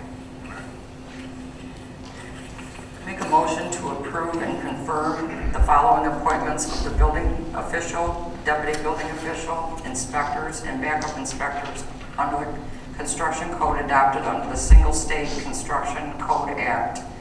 Bob Hymas, building official. Dave Higgendorf, deputy building official. Robert Osterman, electrical inspector. Steve Penovich, plumbing inspector. Steve Penovich, mechanical inspector. Robert G. Osterman, backup electrical inspector. That's been changed, Jody. I have Bob Bobsey. Did you get that? Oh, okay, I was reading right. I'm sorry, Bob Bobstein, backup electrical inspector. Doug Lowe, backup mechanical inspector. Doug Lowe, backup plumbing inspector. And Dave Higgendorf, the backup building inspector. Support. Motion by Clerk Keith, supported by Treasurer Boyd. I just want to clarify that, subject to them signing a construction inspection independent contractor agreement, correct, Attorney Chopping? Yes. So that would be subject to them, and they are not classified as deputies, right? They are just backup inspectors, subject to them signing this agreement. All but Mr. Higgendorf, who is being identified as a deputy building official. And subject to determination of pay by us, correct? Well, there's a whole other motion. Okay, I'm going to do that separate then. All right, the first one, any questions? All those in favor? Aye. Opposed? Motion carries. Clerk Keith. Motion to approve and authorize the township supervisor to execute on behalf of the township the independent contractor agreements for the deputy building inspector, backup electrical inspector, backup mechanical inspector, backup plumbing inspector, and backup building inspector, subject to the township attorney's approval of the payment provisions.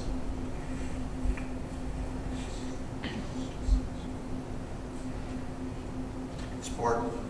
Motion by Clerk Keith, supported by Trustee Boyd. Any other questions? All those in favor? Aye. Opposed? Motion carries. Thank you. Attorney Chopping. The one other motion regarding Mr. Murray and Ms. Komorowski that I was recommending. Where would be willing Let me to see consider where that one is, sir. That was at the bottom of page 2 as where it says. Of my report. Give me the page number again, please. Bottom of page 2 of my report. Got it right here. Make that motion, please. Make a motion to confirm the appointment of Shannon Murray as the township's property maintenance code official, chief zoning enforcement officer, and chief general ordinance enforcement officer, and to confirm the appointment of Shannon Komorowski as a deputy property maintenance code official and a zoning code enforcement officer, and a general code enforcement officer, which appointments shall include authorization to enforce the property maintenance code, zoning ordinance, and all other ordinance adopted by the township board, except law enforcement ordinances, part 67 of the book of ordinances, and fire department ordinances, part 49 of the book of ordinances. Support. Thank you. Motion by Trustee Boyd, supported by Clerk Keith. Any other questions or discussion? All those in favor? Aye. Opposed? Motion carried. Thank you.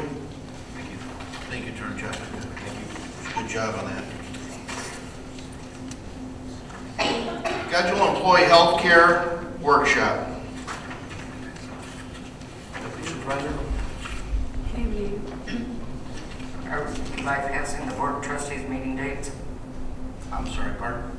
C under unfinished business. We should be doing B.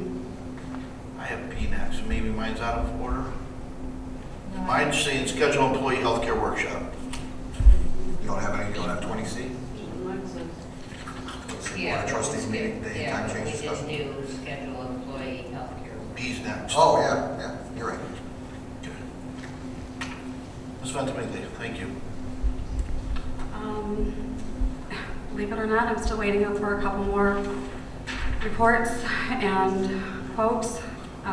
We've had a couple lead, sorry to interrupt, we've had a couple lead us on, more time, and then today you got finally another email. Right, one said sorry for the delay and thanks for your patience. I expect more information for you tomorrow. I got that one this afternoon at 4 o'clock. One company, I was on the phone 3 times last week, and she said she'd get me the materials and the quotes by the end of the week. This morning at 8 o'clock, she sent me, there aren't any other carrier options that are available. Priority Health, Health Plus, and HAP are all not competitive with your current Blue Cross and Blue Shield arrangements. I will send you Blue Cross options this morning, and that was this morning, and I still haven't heard anything from her. I have 3 other ones, but there's a lot there, there's a lot of materials, and I will be copying that stuff for all of you this week. So you The can problem start. that I have is that you're saying that they're saying HAP is not competitive with the one. This one It company is doesn't matter, saying we still want quotes from them.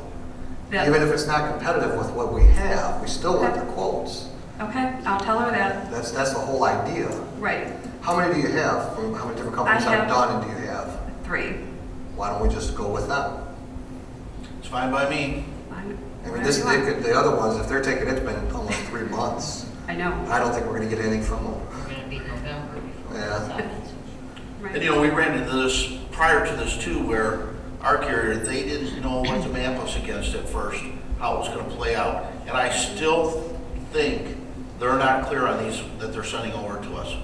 I just have that feeling. Oh, and they're not. If you talk to Jeff White, he'll tell you. He's going through it right now. We found that out at the EMS meeting last Thursday. Mr. White? Sorry, I'm dropping your name. you're having issues also too, trying to decipher these healthcare quotes with,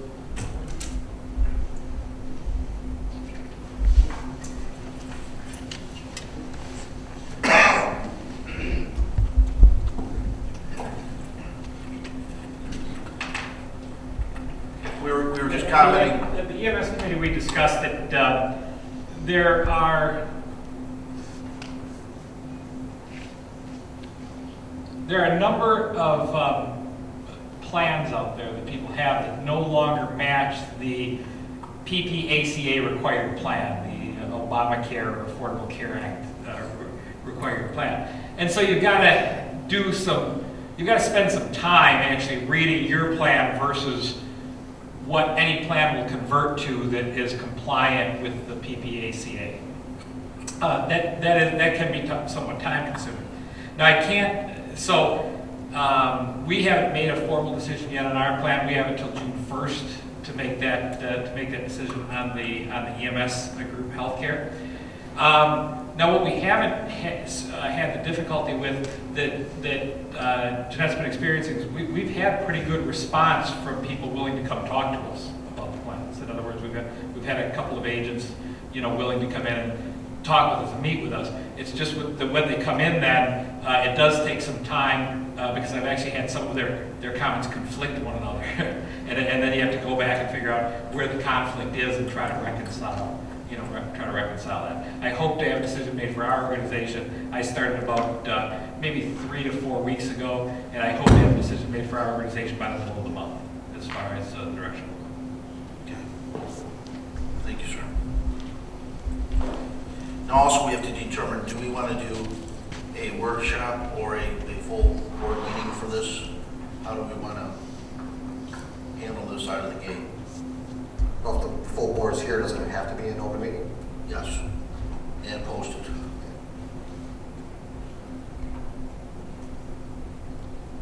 be noted as a workshop meeting, but still a public meeting, right?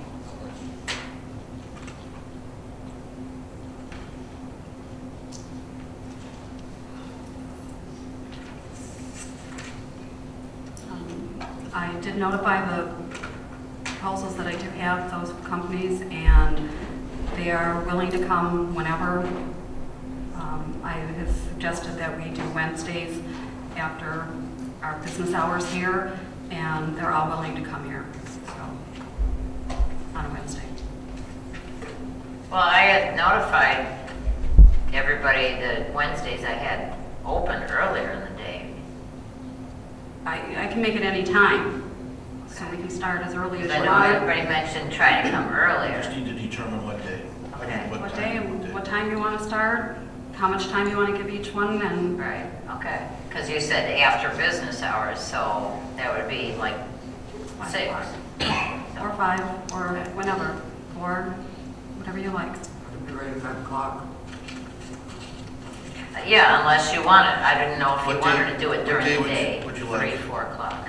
Well, she said Wednesday, so 8 Wednesday. Do you want this Wednesday? I'm or off, next- I'm open the next 3 Wednesdays.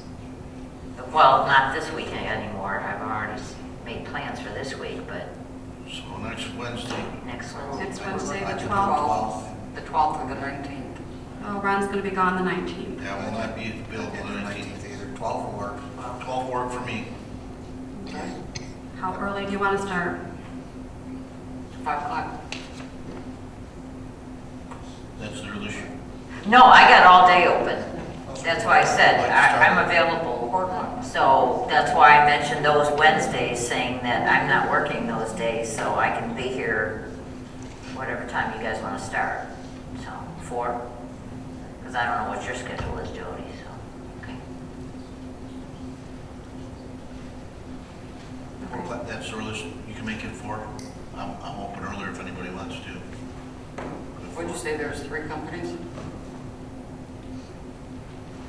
think there's 4. 4. But I have to give them at least a half an hour each, minimum.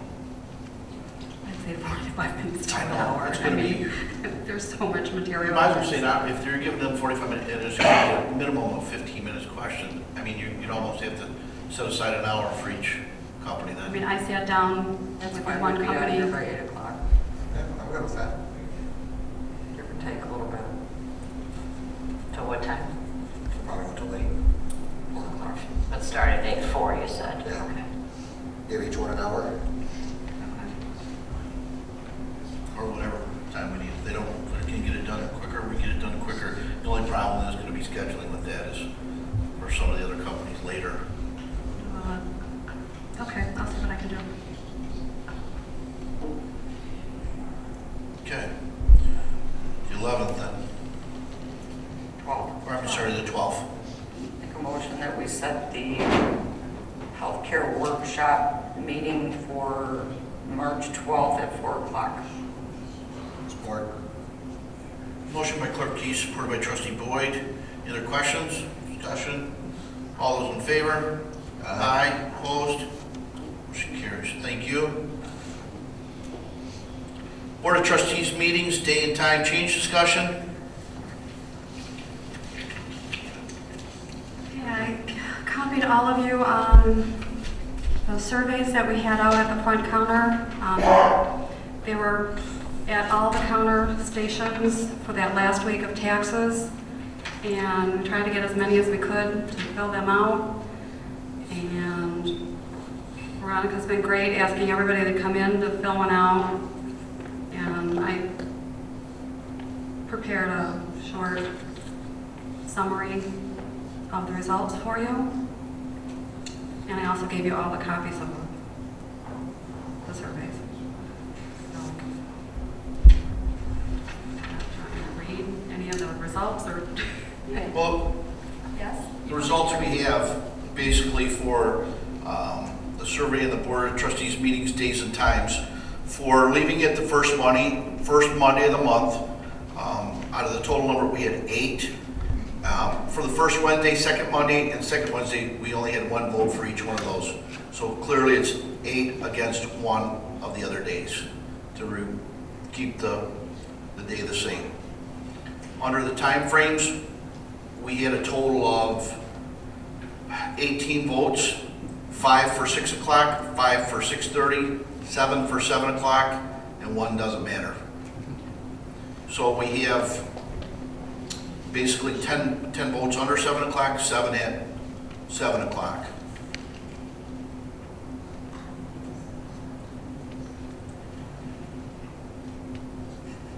When we asked the question if you would attend it earlier, yes, 4, no, 2, 1, no comment. And we put, would you attend if it was held on a different day? 2 said yes, 7 said no. 3 were undecided. So clearly, it looks like the first Monday is a very, very clear choice. The time frame is a mixture. I mean, I'd hate to see us change the time if that's going to confuse anybody then. But I do see where people want it earlier based on this survey.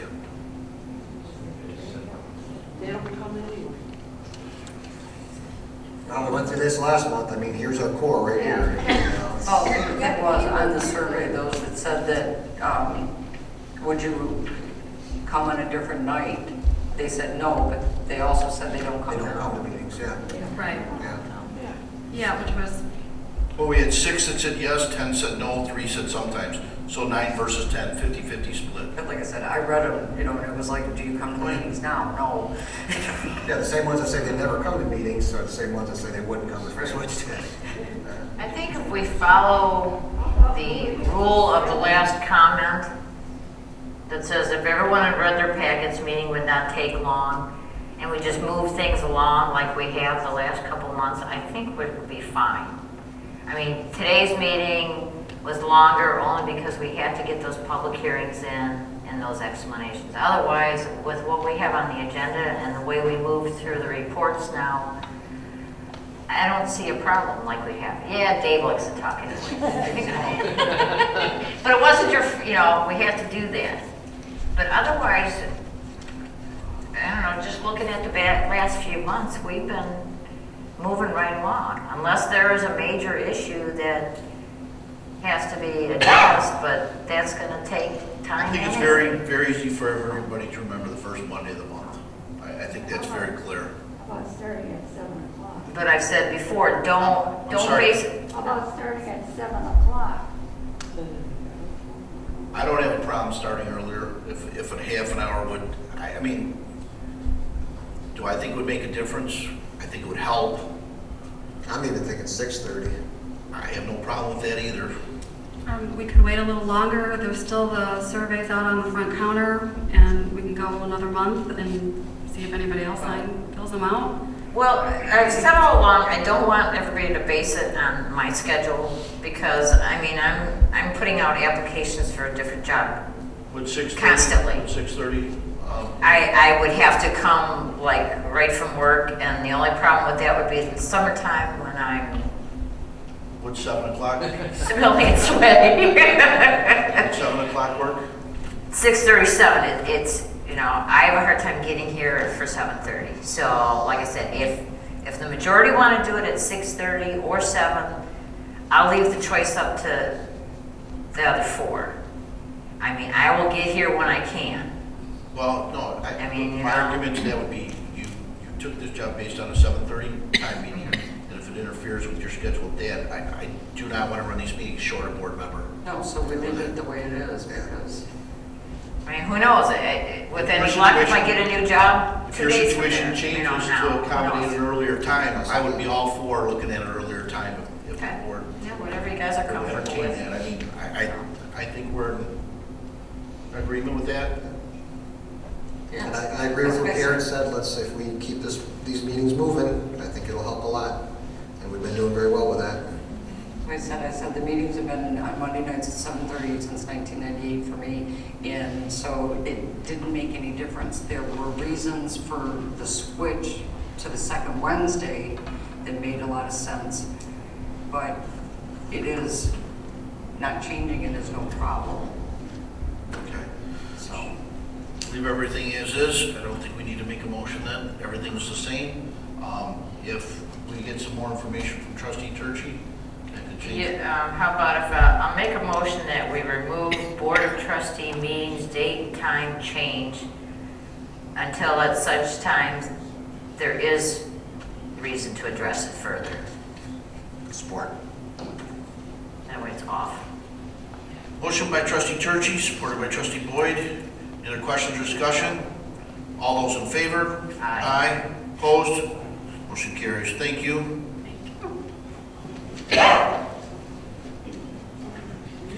New business. We've already addressed A and B. Schedule policy manual workshop. Deputy Supervisor?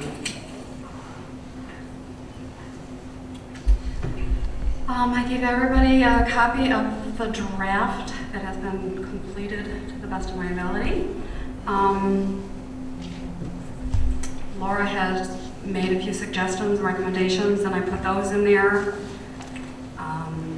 We just need to schedule a workshop with either Steve or Laura to go over the last couple of things. I know Karen got some questions about the internet policy. I don't remember what the other one was. You know, is anybody open to doing this on the 12th also? Or what's your schedule? What's your job? Well, actually, I think Laura would be the one that we would want to attend this meeting like we did before. The bulk of it is really in her bailiwick and expertise. Would you want to be there also? If I'm needed, I would absolutely You be needed, there. Steve, we needed you for the FOIA Okay. portion of it. Sure. And Laura's not available until April. Okay. And we'd have to wait to that anyway because at the 12th, we're already doing 4 hours. Okay. So,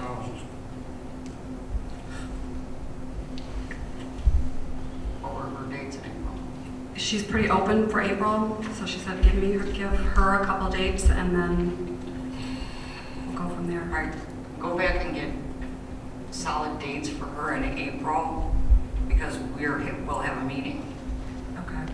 And we can actually set that meeting at the April meeting. Well, our meeting in April isn't until the 7th. Correct.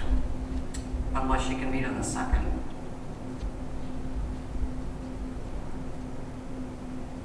Schedule for the 2nd as long as she can make it. I have no problem with that, as of right now. Okay. 4 o'clock again? She could have said, April 2nd, 4 o'clock, What day is it? Wednesday. That work for you? No, I'm going to work. No. How about later? In the night? 5:30 is the soonest I can get here, usually 6 o'clock. 6 o'clock? 6 o'clock? No, he's got that. I will have,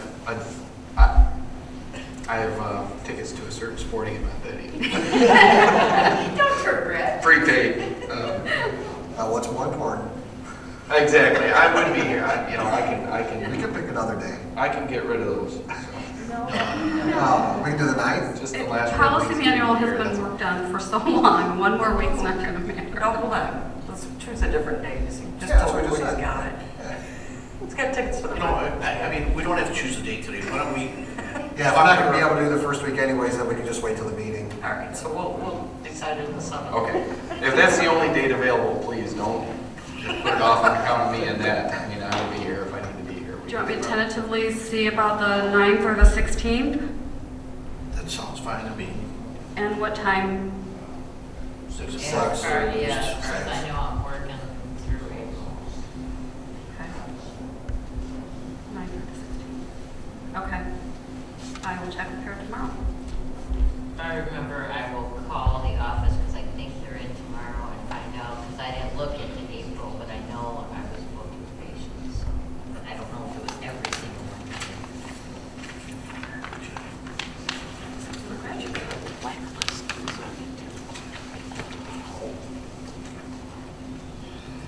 Okay, any other questions? Janelle will get back to us with that information. Send you an email if I talk to Laura. Pardon? I'll send everyone an email after I speak with Laura. Thank you. Okay. Letter D, schedule engineering firm interviews.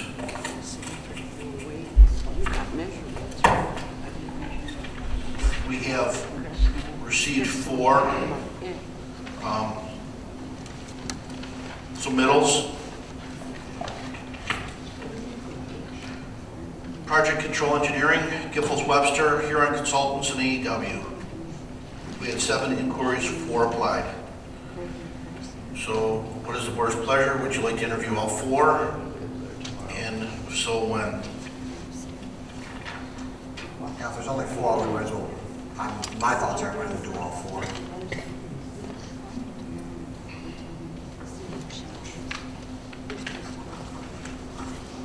Don't want to give them at least a couple weeks' notice. 26th? I can do the 26th. We already have a meeting on the 12th. Ron's not available on the 19th. You're not available on the 26th either. Ron's not available on the 26th I think I either. can be back in town that day.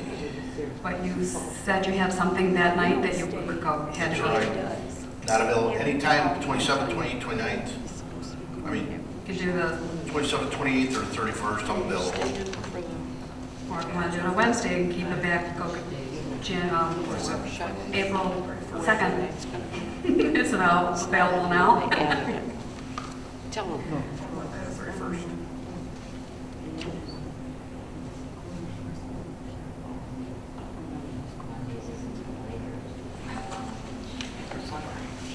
Do you have 4 companies? Are you going to interview all 4? You could do 2 one day and 2 another? I'd rather myself personally knock them all out in one day so that they're all fresh in our minds at the same time. Oh, wait, did you mention Thursday, the 27th? What Yes, day? I believe I'm available for That's that. available.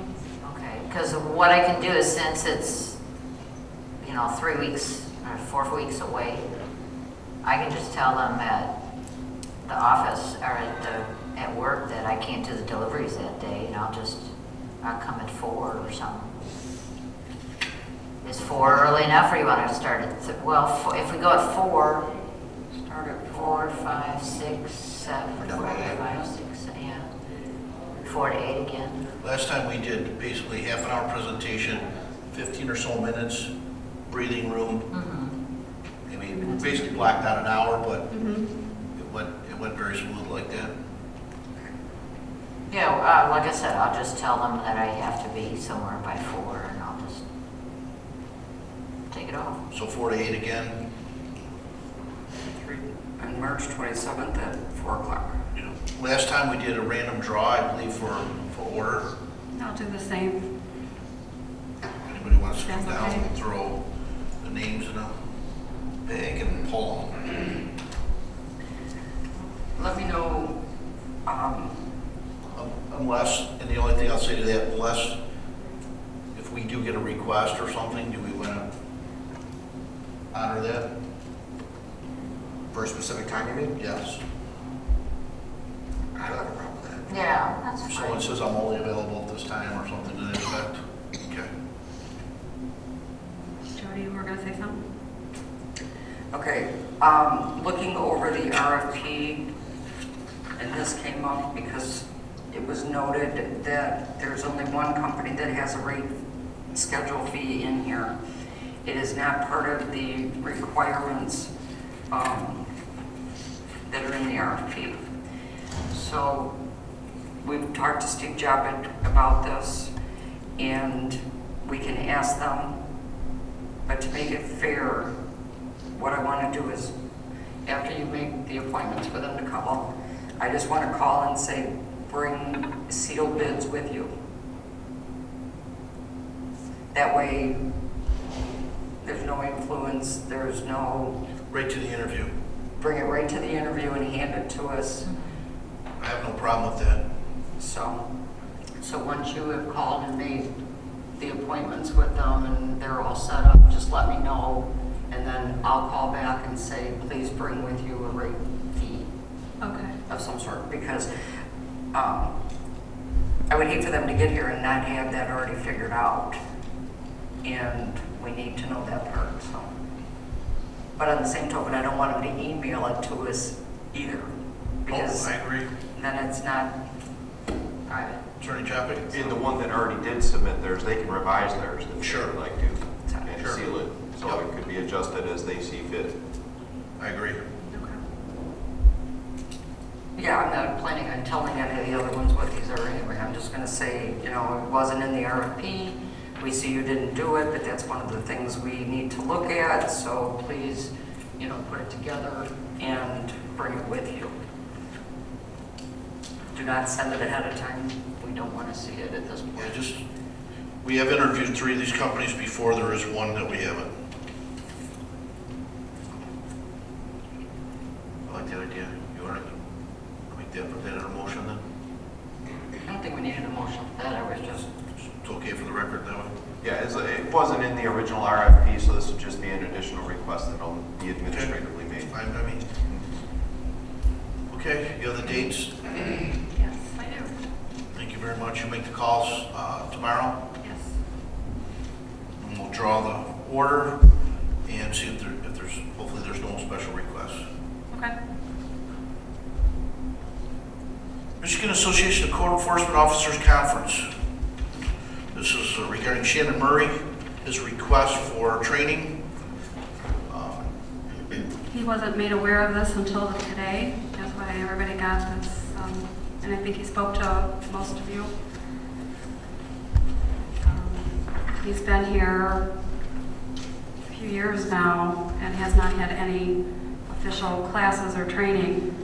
And this conference is a 1.5 day conference in Clare. His lunch is included on the one day and breakfast is included on the second day. And this is also a I think annual membership fee of topics are $40. very relevant to, for his training of what we've been faced with. So safety techniques and threat assessment, I think, serve him well. Yeah, Shannon called me this afternoon, left a message and what it was about, and I called him back and talked to him about it. And one of the things I asked too was, when did you find out about this? Because we always say things should be brought ahead. But he only found out about it, like, I don't know, yesterday or something, he said. Yep. And he did call and personally contact all of us, so I was comfortable talking with him. It sounds like a great idea because of the topics, especially the safety techniques and threat. And he says, you know, when to stand up, when to back away type thing, you know. I'm presuming he would be taking the township card, or? I already checked, it is available for him. He usually does have it on Thursdays, and the 20th is a Thursday. Friday, you know, we're not open, so the car wouldn't be used anyways, so it is available. And he mentions joining the association. Well, it would be basically the same cost if he didn't. Because it would cost us $170 for non-members, $130 for a member, but the $170 does include the membership. So that way it'll give them better rates on anything further. So I'll make the motion that we allow Shannon Murray to attend the Michigan Association of Code Enforcement Officers 24th Annual Education Conference on Thursday, March 20th, Friday, March 21st in Clare, Michigan. A total cost of $243.44. I didn't ask him if meals were... I see one lunch. A lunch and a breakfast. And also to submit costs or receipts for meals not covered on the conference. Within reason. support. Thank you. Motion by Trustee Turkey, supported by Clerk Keith. Any other discussion, questions? We're just gonna make sure we get on the tax exempt prior to going to. Yep. No questions, no discussion. All those in favor? Aye. Opposed? Motion carries. Public comments. public comments? No public comments. Thank you. Make a motion to adjourn at, let's see, what does it say? 20 to 10, right? 9:40? 9:40? Okay. Support. Motion by trustee Boyd, supported by trustee Turchi. Any questions? All those in favor? Aye. Aye. Meeting adjourned.